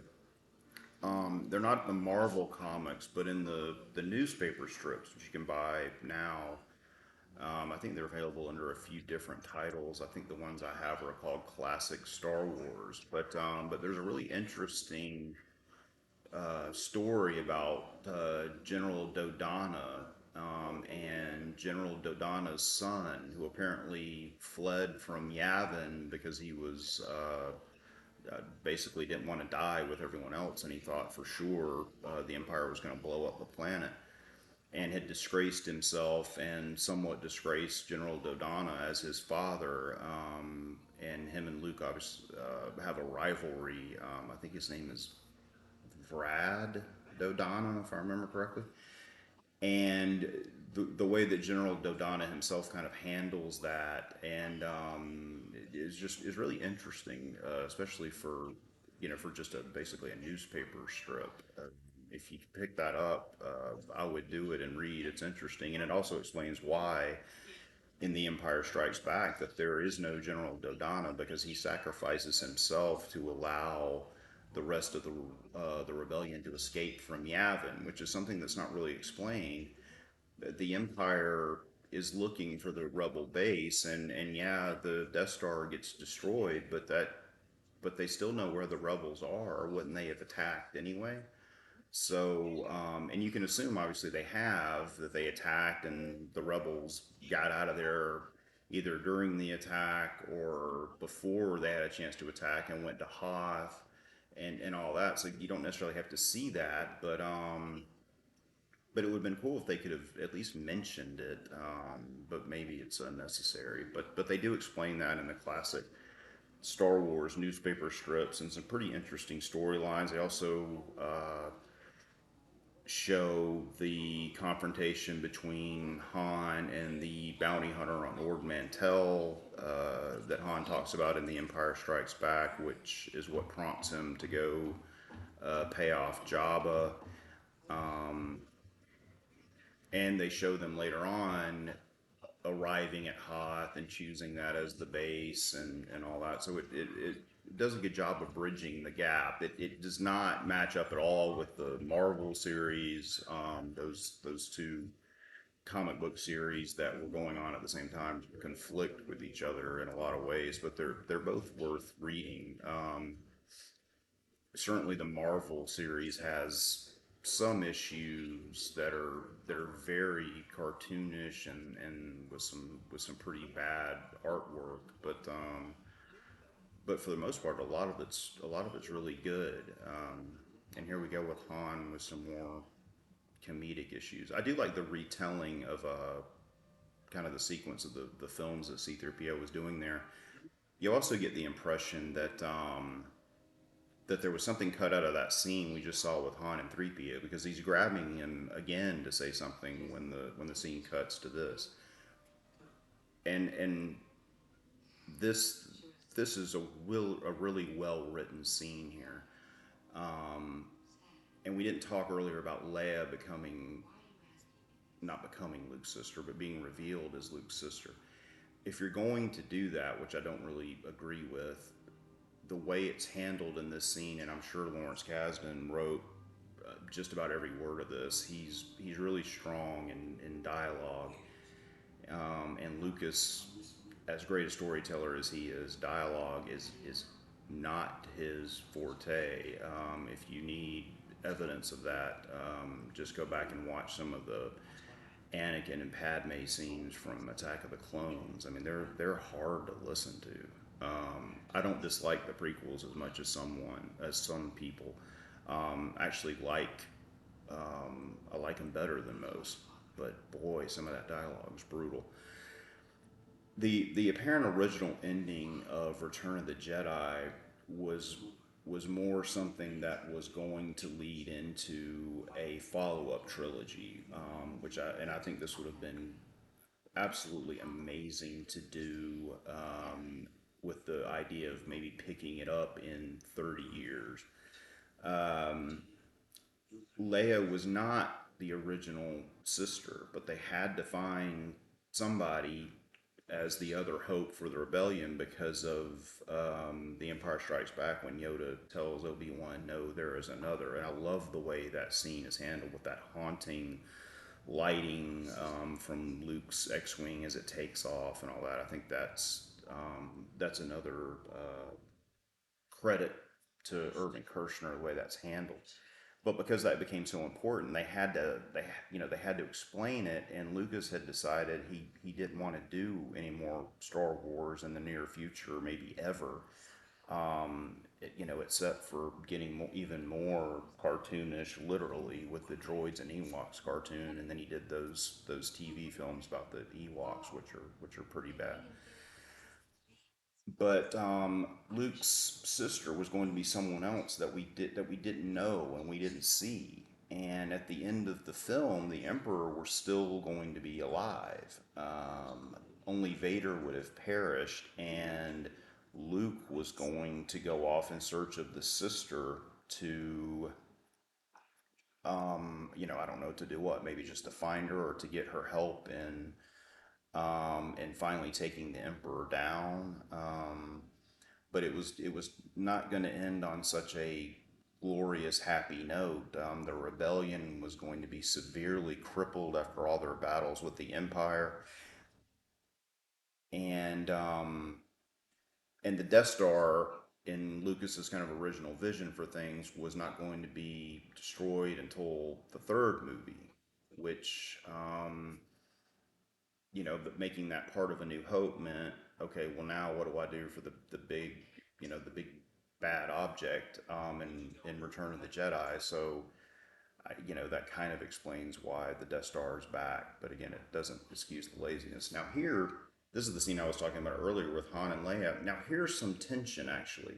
Han is angry, rightfully so, because he doesn't understand what's going on, and Leia's being evasive, and he's about to walk off. It's just like, fine. But it's almost like they decided, oh no, we can't have any drama or tension, so they give up and have Han come back and say, I'm sorry. And that's not a Han Solo thing to do either. But beyond that, why wouldn't you leave that tension hanging in the air over what's to come? Um, and if you want to have Han Solo survive or still have that scene where she says, I love you, I know that would have made that scene more memorable. It's kind of a resolution to the conflict that was left open here, or that should have been open there, in my opinion, if that's the way you're going to do it. But they always chicken out um, on the tension and the drama and adding any gravity to things. And that scene, which I already mentioned, starts off with a great, well written conversation between Luke and Leia, ends on a not great note with Han and Leia, and Han just apparently being okay that he's not going to get an explanation. And here's Luke, just even though he's captive, he's still basically just showing up. Um, I mean, he surrendered himself, so I'll just show up here with Vader, and then we'll both go show up at the Death Star. Lots of brown and lots of people showing up in this movie. That's what they should have called it: Star Wars Episode 6. People showing up, usually at brown places.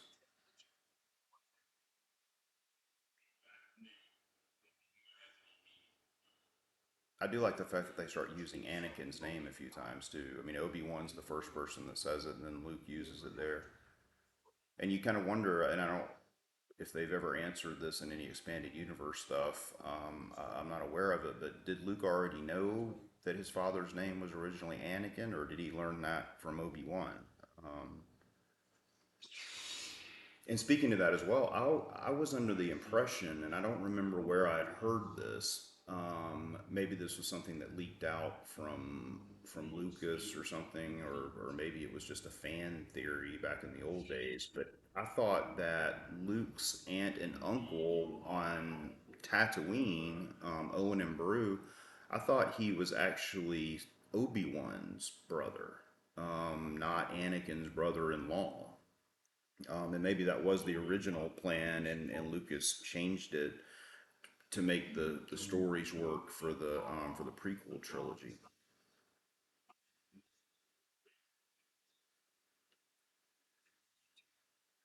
And here you can kind of see the beginnings of maybe Vader turning. Um, Even as an 11-year-old, I remember talking to a friend of mine. I remember his first name, Sean. He was a big Return of the Jedi fan. And my guess before I saw the film was that Vader would end up killing the Emperor to save Luke. And this, the way Vader acts here, pretty much gives that away, um, both because of what he is saying to Luke, and you do kind of see the conflict, but I think just as much of that, Vader's kind of turning away here in thought. I I think they should have cut this little sequence right here out of Vader turning away. I think that's really too much of a giveaway of what's gonna happen. The dialogue hints at it fine without that kind of moment of contemplation. Uh, and speaking too of the prequel trilogy, that's another example, in my opinion, of Tatooine being involved in this far too much.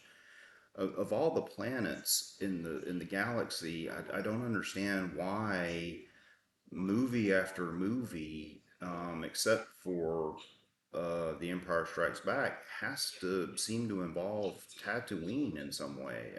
They didn't really do that in the recent trilogy, although um, Jakku, or at least most of the parts we see of Jakku, or it's basically just Tatooine all over again. But and there's dialogue in the deleted scenes from A New Hope where Biggs and Luke are talking, and Biggs says something to the effect of, or maybe it's one of Luke's other friends. I don't know, but someone says to Luke, I doubt the Empire would even bother to save this backwater planet or something. And we're always led to believe that Tatooine is a nothing, isolated, irrelevant planet, but yet so much of the story happens on it, and there's so many references to Tatooine things on other planets. I mean, there's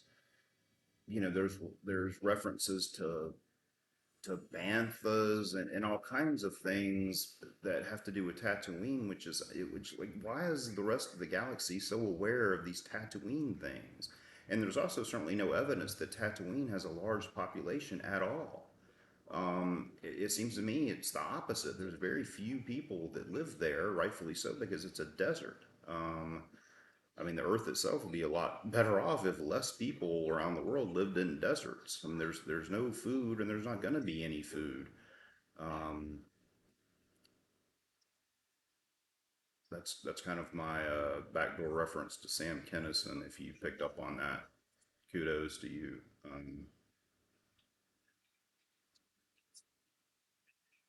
And here, I mean, this stuff is just, this is uh, more parts of the story that are supposed to be funny and aren't. And even having a back door to get into the bunker is kind of lazy. It cuts down on cost because you don't actually have to show much of an impressive base. You just see this little back door the whole time. Not wild about that. It's kind of strange that for Return of the Jedi, as far as the Kenner toys go, they never made an indoor bunker toy. Hasbro made one fairly early on when they started making figures again. They were still using the Kenner brand, but Hasbro owned Kenner by that time. And they actually just made another version of the indoor bunker as part of the vintage collection. I didn't buy the vintage collection indoor bunker because actually prefer the earlier version from Hasbro because it looks more like a what a Kenner toy might have looked like. It's the same thing with the Bespin playset. Hasbro Kenner. This was the most baffling decision or one of them that Kenner ever made, along with not making a Rebel Fleet Trooper, was they never made a real Bespin slash carbon freezing chamber playset, unless you count the micro collection they made that Kenner produced for a little while. But Sears had an exclusive, Bespin playset, if you could call it that, but it was just a few pieces of cardboard. Um, and in such an important location in The Empire Strikes Back, for that to not have a really significant toy in the original run was really strange. And they made all sorts of Hoth related playsets. But anyway, Hasbro made a carbon freezing chamber early on, and that's the one I prefer, and that's actually the one I have displayed downstairs. Because it looks more like something Kenner would have made in the early days, and they made another version for the vintage collection a couple of years ago, and it's not, in my opinion, it wasn't worth having, and I didn't buy it. It's just actually, if you just bought one, it was just a few stairs and a hole. To actually complete it, you had to buy another one. But anyway, some of the Return of the Jedi toy options that Kenner chose were a little unusual. That of course was the first time we got a good look at the Emperor. My original thought on the Emperor, and this was completely mine alone, and I remember somehow we knew his name was Palpatine. I don't remember when or how that leaked out. I don't think his name appears in the screenplay. Maybe an early draft has his name. But I thought of him as probably a young. I mean, not that I thought Lucas would do it this way, but my idea for Palpatine was that he had originally been a young, very charismatic, handsome ruler, kind of like John F. Kennedy, and that he had turned to the dark side at some point, and he had become so powerful that the reason he looks the way he does here is that the dark side was basically eating him from the inside because it was just so powerful and so evil that it was consuming him. I thought that was a lot more interesting idea, and I wish they would have explored that in the prequels. Um, I mean, I get that having the actor Ian McDiarmid, I always pronounce that incorrectly, but was a cool thing because obviously he was still around and he was actually a young man here underneath all that makeup. So he was kind of age appropriate, but I still think that was I kind of want the most interesting way to handle that. Why not have him as a young, charismatic, on the surface being the exact opposite of what he would become. And I don't think you needed the fact that he was injured in that kind of weird lightning boomerang type of situation with Mace Windu, excuse me, to explain why he looks the way he does. I think Um, I didn't like that they threw that in. Not everything has to have an explanation. That's got that guy. There's also some deleted scenes, obviously, where they have a little bit more of a battle getting into the bunker and shooting at some stormtroopers and things, which I don't know why they cut those out. They're very quick and they just kind of add a little bit of action to a part of the movie where we frankly haven't had any action in a while. Um, and I mentioned seeing Wedge earlier. I think if Lando had died at some point early in the film, it would have been nice to give Wedge maybe an increased role in the third act here. He certainly deserved it. He's the only pilot except for Luke that's managed to survive all of this. I also like the character of Nine Nung that they've added as the co-pilot for the Millennium Falcon. I think he's unique looking. He's not brown. He's not wearing anything brown. He's actually got something red and colorful on. But I think just for his minor little party plays here, he's an interesting looking character. They also, of course, cut out in the indoor scenes. They deleted the part where the rebel soldier dresses up like a biker scout and lures the Imperials out. Which I understand that because given that Han pretty much does the same thing with the ATST helmet later on, it's redundant. But at this point, I don't know. I don't know why Lucas would have cared about that. I mean, the whole, you know, I mean, a lot of this movie is very redundant,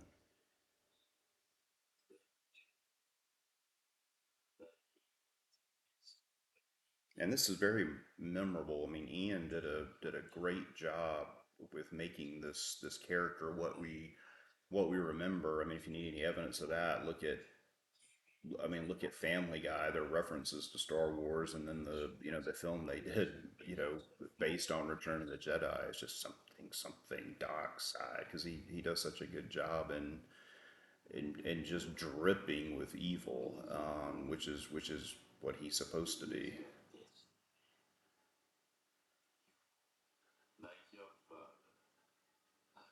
I think it would have been a nice touch though if Luke had to battle some of the royal guards, and it maybe could have broken up these long dialogue scenes between the Emperor and Luke. I mean, the Emperor could have been saying some of this to him as he's fighting the royal guards.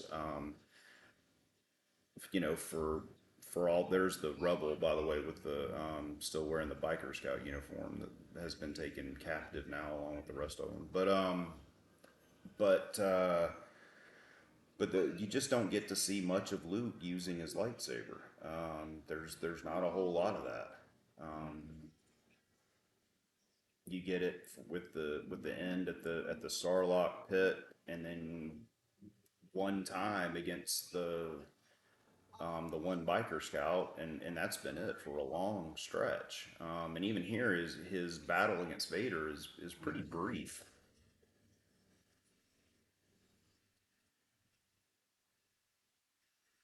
And here we go with the Ewoks and all this with fighting the stormtroopers. This is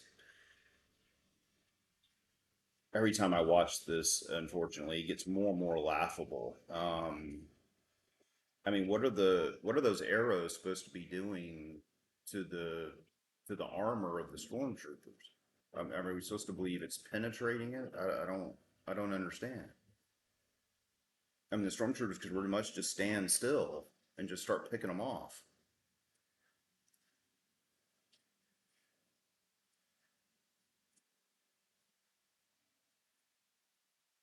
We did get to see Han do some stuff here, which is badly needed. Han Solo, when you think about it, does very little in this movie.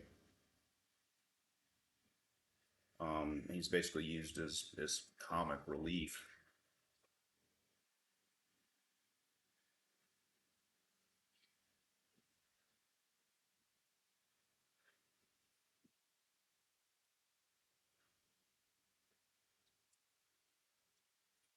They made a lot of Ewok toys too, as far as the Kenner toys. They made that glider.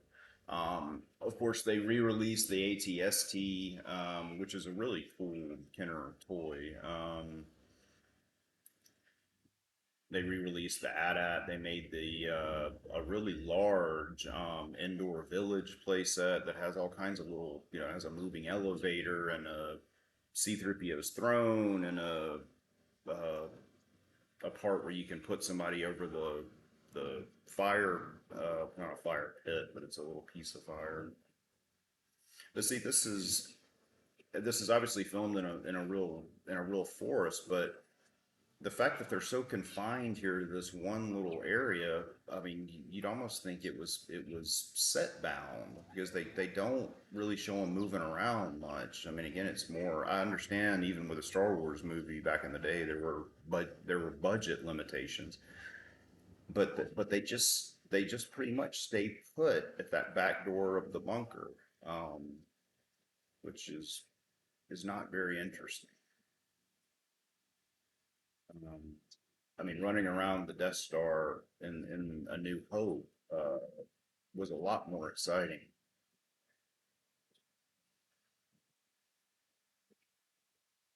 You notice as well, and I'm sure this was another budgetary issue, as well as one of time constraints. The AT-ATs are on Endor. Why aren't they headed that way?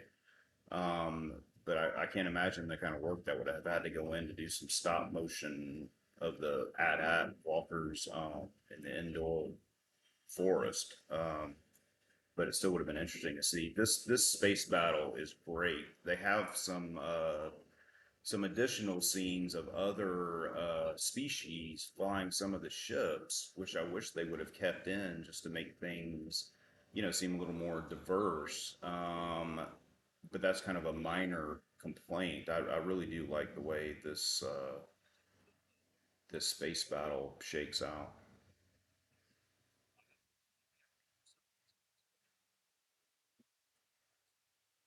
It's also interesting to think about how this would have been different maybe if there had been two Death Stars, and they had them trapped between the two Death Stars and have them shooting at each other. And I don't know what the plan was for how to destroy both Death Stars. I think it's likely maybe they would have figured out some way to have maybe the Death Stars destroy each other.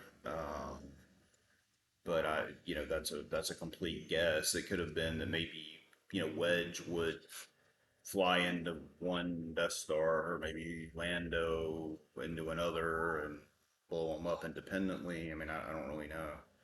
Um,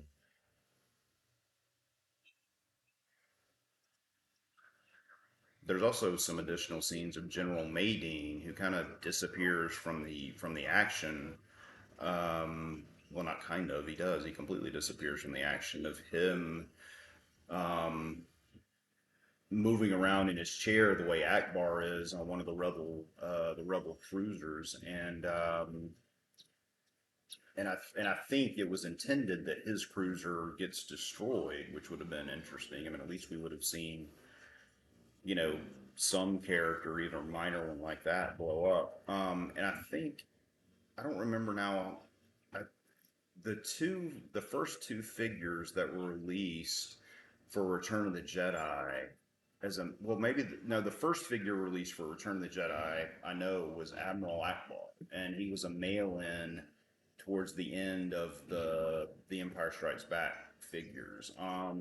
And he's actually a lot more interesting figure than I think he is a character, because he was an alien and he looked really interesting. And I remember after that, General Maydean as well. And I like the Maydean figure, but he's kind of, you know, he's kind of dull looking. And here we actually have an Ewok that dies. And I'm sure he's not the only one, but he's the only one we get to see. Supposedly as well, at some point in the film, Marquand who I think died in 1987. He was not, and he was not an old man. I don't know what he died of, but I think he died in 1987, which is 4 years after this film was released. Um, but but Marquand and Lucas clashed over some things. Marquand was, I think, it mainly been a TV director. Um, and Lucas ended up finishing the film himself. I think that may be part of the reason why they were kind of rushed at the end to finish things. I think maybe just because Lucas wanted to finish and had kind of lost interest in the whole Star Wars idea at this point, and why they didn't go back and include some of the scenes, like of the other species flying the ships and things like that. I think Lucas just wanted this to be over, which is, which is too bad. I mean, one of the worst things that can happen to someone, I alluded to this earlier, is to have a genius realize that they're a genius.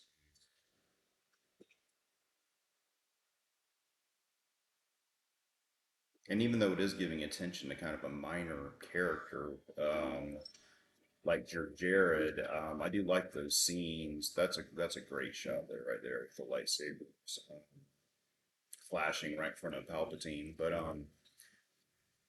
I do like that it showed your Jared in the deleted scenes, not wanting to blow up his own people. Let me explain that little more. I'm just kind of assuming that anyone listening to this would have seen these, but there are deleted scenes where the Emperor gives the command to Jared that once the space battle has concluded, he's to blow up the Endor moon. And there's all those Imperial troops on the moon, and Jared doesn't want to do it, but the Emperor, repeats his command and tells him he has to. And just before the Death Star blows up, um, Sir Jared follows through and tells him to fire, and that's when the Death Star blows up. It would have been something else, to lend some excitement and some tension to the whole story. And I think this movie could use that, um, in any way, shape, or form it can get it, because it is, as far as tension and excitement go, I mean, it's a little bit bland, especially the second half, with the Ewoks. It's it, and I know I'm repeating myself yet again, but you just think about what this could have been, um, with a few, I mean, significant changes, but not changes that would have, changed the outcome necessarily, or been all that different from something that would have belonged in the Star Wars universe. I mean, we're not talking about, suddenly Luke and Han go to Earth.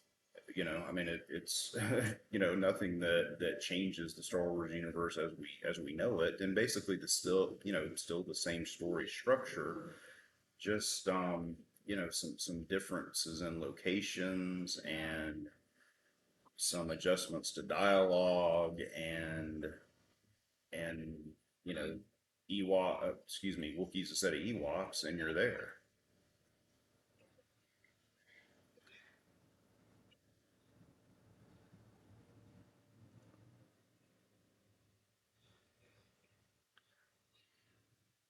And I and this scene would have again had a lot more impact and more meaning if they'd left in the tension between Han and Leia that happened previously. But I'm also not wild about Harrison Ford right there. The way, I love you. I mean, Han Solo in this film, and it's not Harrison Ford's fault. He's just doing what he was told to do, but is is is very corny. A lot of cornball stuff here, which cornball humor and cornball forced sentiment is not what Star Wars needs to be. It's frankly is not what anything needs to be. I mean, unless you're watching a Three Stooges movie. I haven't talked really about Luke's lightsaber being green. And of course, originally it was blue. And even the first Luke action figures from Return of the Jedi included a blue lightsaber. The first one I got had a blue lightsaber with it. I was under the impression for a long time that it had been changed because of the deleted scene where Luke constructs his own lightsaber. I thought that Lucas decided to make Luke's lightsaber green to make sure the audience understood that yes, it is a different lightsaber because he had lost the blue one in the previous film. But since he had cut out the scene of Luke actually putting the green one together and igniting it, it might be kind of confusing. Like, well, wait a minute, there's his blue lightsaber. Didn't he lose that or whatever? I thought maybe he had probably done it to to make sure everyone understood that it was a different one. Since they've apparently said that it was changed because the green showed up better against the desert background, which does make some sense. But I like the green. I think the green looks great, especially with the with Luke's black uniform. I think that's a visual that really works. And the fact that this is basically these scenes here with Vader and Luke and the Emperor are very uniform in color, with almost all black with a little bit of red, um, and thrown in along with the green from Luke's lightsaber. I think that actually works really well. It sets the tone and goes along perfectly with what's going on. And even if for whatever reason we lived in an alternate universe and they had actually done Jabba's part in the film as being on a water planet, I think they would have needed to use a green blade for Luke's lightsaber even more so. Assuming the water would be blue, maybe it's not. Maybe you'd be on a planet where the water was green, uh, or purple, or any other color.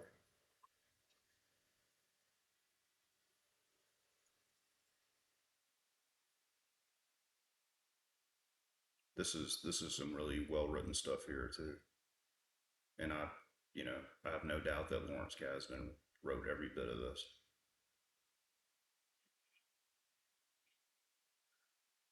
and really well acted too. As far as I mean, not that David Prowse is doing anything, but I mean, he's doing a fine part, but he's just walking around in the uniform. James Earl Jones, as far as his voice acting here, is spot on.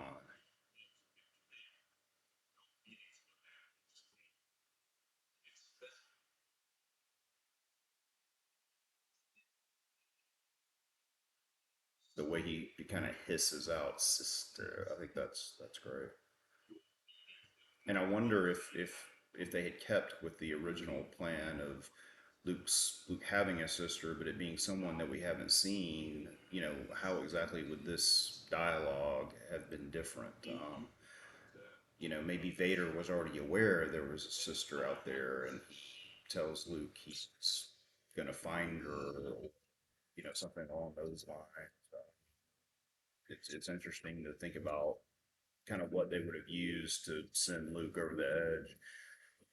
And if you notice here as well, Luke is he always holds his lightsaber with both hands and swings it as if it's taking every bit of strength he has to make it do what he wants it to do. And that was at George Lucas's urging. I mean, he told Luke to treat it like a really a heavy sword, like it was Excalibur.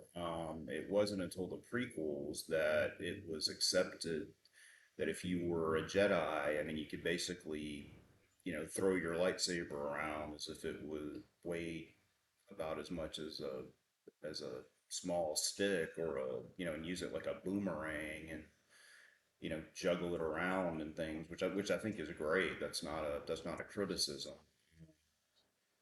It's just interesting to see how the idea of what a lightsaber is and what you can do with it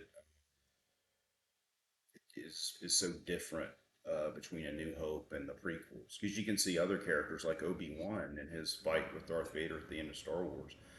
I mean, he's gripping the lightsaber in basically the same way Luke does, as if it's really heavy and takes a lot of strength to wield. And sorry about that, my recording stopped for a second, which means we're at the second hour marks. So I backed up um, my Disney channel a little bit. Mark Hamill does a really good job with the "I am a Jedi like my father before me." He does a really good job there, and he looks even more like his old self in these scenes. I wonder if these were actually filmed late in the process. I think, as almost everyone knows, I think you don't film movies in sequence unless there's some specific reason the director chooses to do it that way. Um, so maybe these were done later. I mean, if you have any kind of plastic surgery, especially plastic surgery on your face, it takes a while for it to kind of settle in and look natural and look the way it's supposed to. So maybe these were filmed near the end.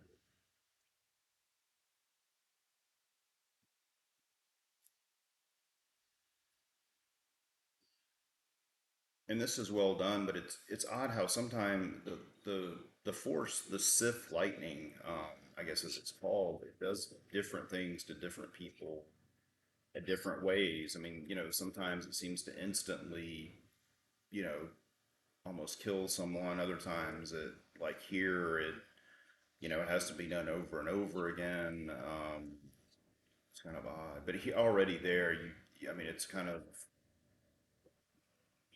apparent that Vader's going to do something. And I do like the whole idea that he's basically crawling back to his master like a you know like a wounded animal, which is pretty much what he's become here.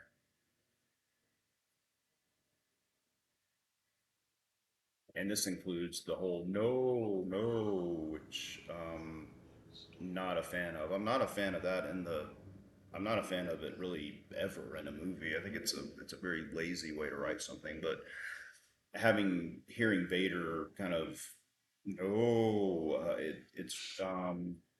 it's just totally unnecessary. I mean, give the audience some credit.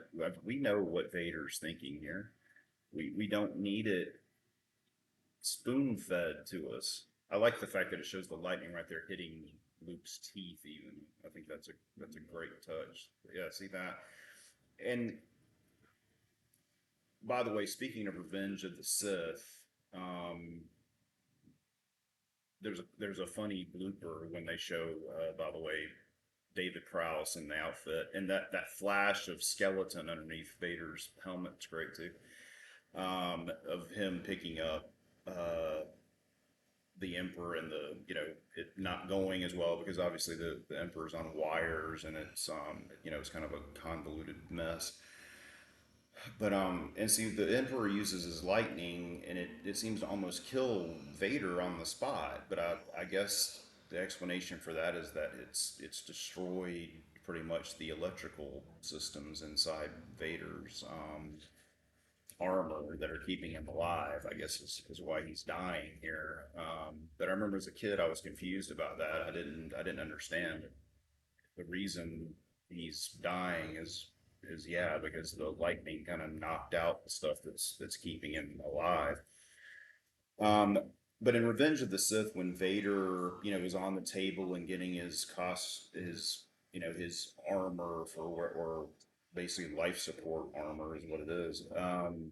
And Lucas said he took inspiration from that from the Frankenstein movies with Frankenstein on the table. And I don't know if he's referring to the Universal Frankenstein films or the Hammer films. I know Lucas was a big fan of the Hammer movie specifically, which is why he wanted to use Christopher Lee and why he turned to Peter Cushing for A New Hope and Christopher Lee. turn down the role of Tarkin. But and I think that's great, and I love that scene in Revenge of the Sith for the most part when Vader is becoming Darth Vader. But but if he's using Frankenstein as an inspiration for that, instead of the no when he finds out what's happened to Padme, or kind of finds out what happened to her, the Emperor, of course, lies and says he killed her. There's a and this is getting really in depth into some things that are not necessarily Star Wars related, but there's a sequence in The Son of Frankenstein, which is one of the early Universal Frankenstein movies with Boris Karloff and Basil Rathbone and Bela Lugosi. Um, Bela Lugosi plays Igor, who at this point in this movie, Son of Frankenstein, is the monster's only friend. And he's been shot by Basil Rathbone, who was the son of Frankenstein, and the monster finds Igor's body and issues this scream. Boris Karloff was an amazing actor. In case you're not familiar with the Frankenstein movies or Boris Karloff in general, he just does an amazing job as a Frankenstein monster, and that's why we remember the monster as not just a monster, but as a very sympathetic and tragic figure.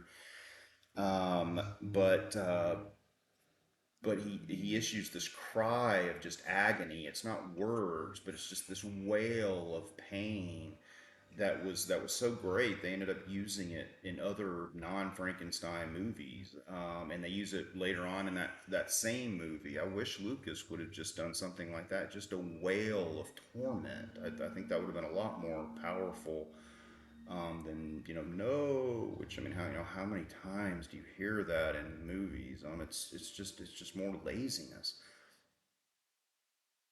Of course, this is the eyebrowless version of Sebastian Shaw, but I thought he matched kind of what Vader would look like underneath pretty well. I do agree with the change of cutting his eyebrows off. I don't like much of what they did with the special edition, but I do think that was a good one. Kenner, and this is a good kind of resolution to Vader's story here. I mean, seeing Luke with his own eyes and giving Luke an actual reason to take the helmet off that works with the story, because the audience certainly wanted to know what Darth Vader looked like all this time, and I think for what it is, the part of the mask we can see kind of makes sense. I mean, you can see the part he had to keep in his nose, and the for the breathing and all sorts of stuff. I mean, and again, the dialogue from Lawrence Kasdan is really excellent there, and that could have been a very cornball scene if it wasn't written well. And Mark Hamill does a good job. Um, but if you haven't seen The Son of Frankenstein, it's a really good movie. Young Frankenstein by Mel Brooks is basically a parody of that movie specifically. I mean, it kind of pays homage um, to the first three Frankenstein films and some other movies like King Kong, but most of it comes from Son of Frankenstein. It's a really strong film. It has a lot of interesting backstory to it. I did a commentary on the Ghost of Frankenstein, which is the film that follows that one. And the early Frankenstein films are kind of like the Star Wars movies and the James Bond movies. I mean, I like them all, even the ones that are bad. Usually, there are some exceptions to that, but I'll probably get around to doing a review of the Son of Frankenstein. There's lots to talk about in those old Universal films. I also like the little kind of line they added to the explosions with the special edition. I do think that adds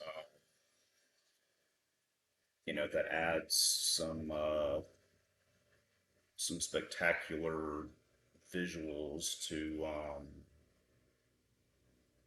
a pretty obviously significant event, which is the Death Star 1 and 2 blowing up.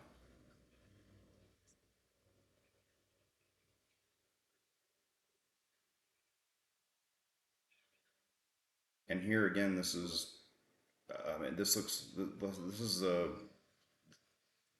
the acting here and all this. I mean, this seems like more a scene out of the Love Boat than a Star Wars movie.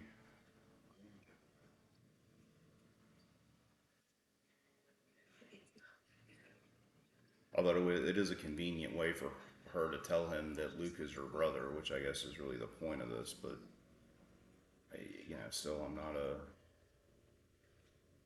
just not a big fan. I'm not a big fan of Leia being Luke's sister.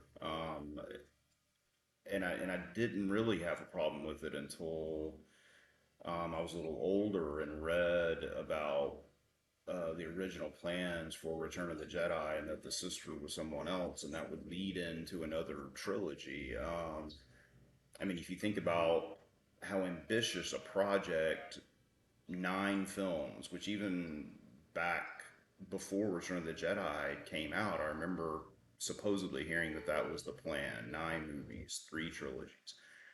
How ambitious a project that would be if Lucas had really followed through on his original ideas of not just 9 movies about the same thing, but starting in the middle. I mean, that's four. We're going to start with episode 4, 5, and 6. Then we're going to go back and do 1, 2, 3. Then we're going to pick up where we left off and do 7, 8, 9.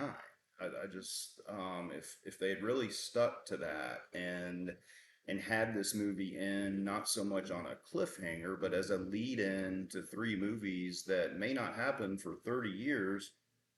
I just I think Lucas had obviously lost his interest in storytelling, specifically storytelling when it came to Star Wars. Um, and and kind of lost the nerve that he had when he made the most important character, arguably in the sequel to the biggest movie ever, a puppet. The guts I talked about earlier that it took to make that kind of move. It just that interest that creates that kind of nerve just wasn't there anymore. And there we saw Coruscant.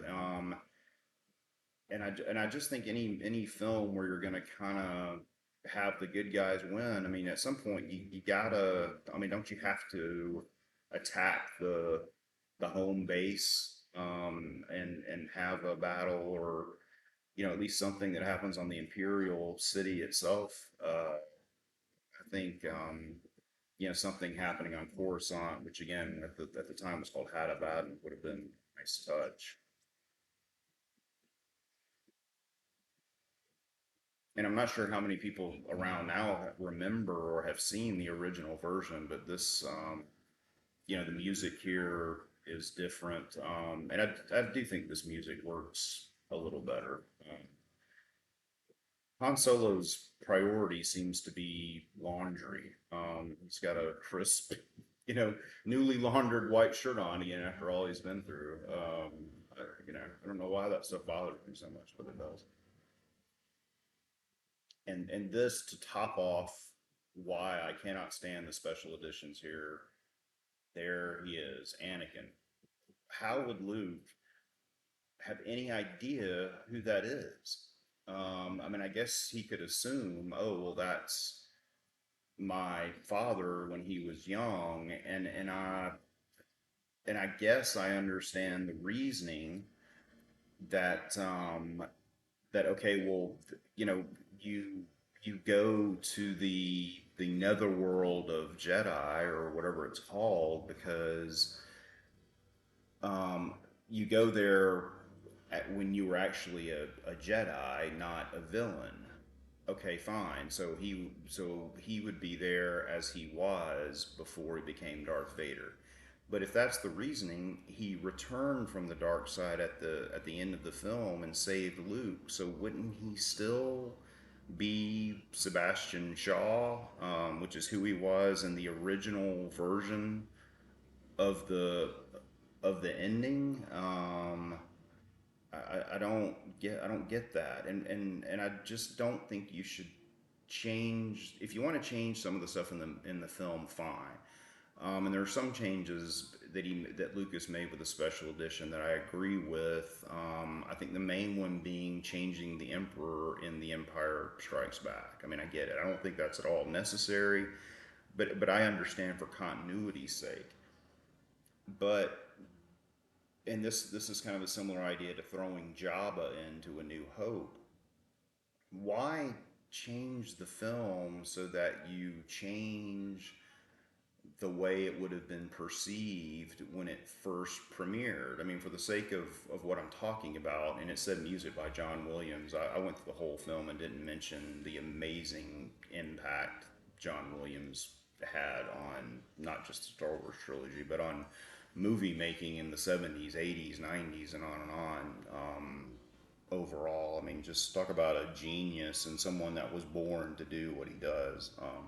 I mean, he's an incredible artist. I mean, really, his contributions to cinema cannot be understated. But anyway, going back to my original point, um, I mean, let's say for the sake of argument in this alternative universe that you saw these films in the original order, which is how I want my children to see them so they can experience it the way I did. And luckily, I have copies of the original versions of these movies that I'll use. But if you watch these versions in that order, you'd have no idea who that was standing there at the end. Like, who is that? Um, why make such a drastic change like that? Just that for most of the audience isn't going to make any sense, even when you explain it to them. But anyway, that is my review, so to speak, and commentary on Return of the Jedi. I'm going to start doing more and more of these. So if you'd like to subscribe, please feel free. I know it's just a lot of me talking, but that's what it's going to be. So if you don't enjoy the sound of my voice, you probably came to the wrong place, but you would have turned this off long before now if that was the case. Um, I did do the artwork that you see on the screen myself. I've always enjoyed drawing. I've never had any training in it, which is something I regret. But I like drawing, and I plan to do, some kind of artwork or some kind of drawing. Hopefully, to go with every video I do. Probably stuff that's a little simpler and maybe a little faster to complete. The drawing you're looking at took a little longer, but one of the reasons this has been delayed was because I wanted to get some new software and a new just way of being able to draw like that on the computer. I had a Microsoft Surface originally and just wasn't happy with the way things turned out there, but that stuff's come a long way in the last few years, so I'm using a different software that's specifically made for that I like a lot more. So I plan to do more of that as well as more reviews and commentaries. I've mentioned this a couple of times, but I'm not sure what I'll do next. I'm thinking about maybe a James Bond movie. I'm a big James Bond fan as well. A big James Bond fan. I think I said fan. That's not a word. But I also might do some action figure reviews or maybe playset reviews or maybe some book reviews, TV shows, just whatever kind of I'm in the mood for at the time. But if you've got any suggestions or anything you'd like to see me talk about, feel free to drop a comment and let me know. Otherwise, thank you very much for listening. I hope my complaining and nitpicking didn't get on your nerves too much. And I will talk to you soon. Thank you very much again.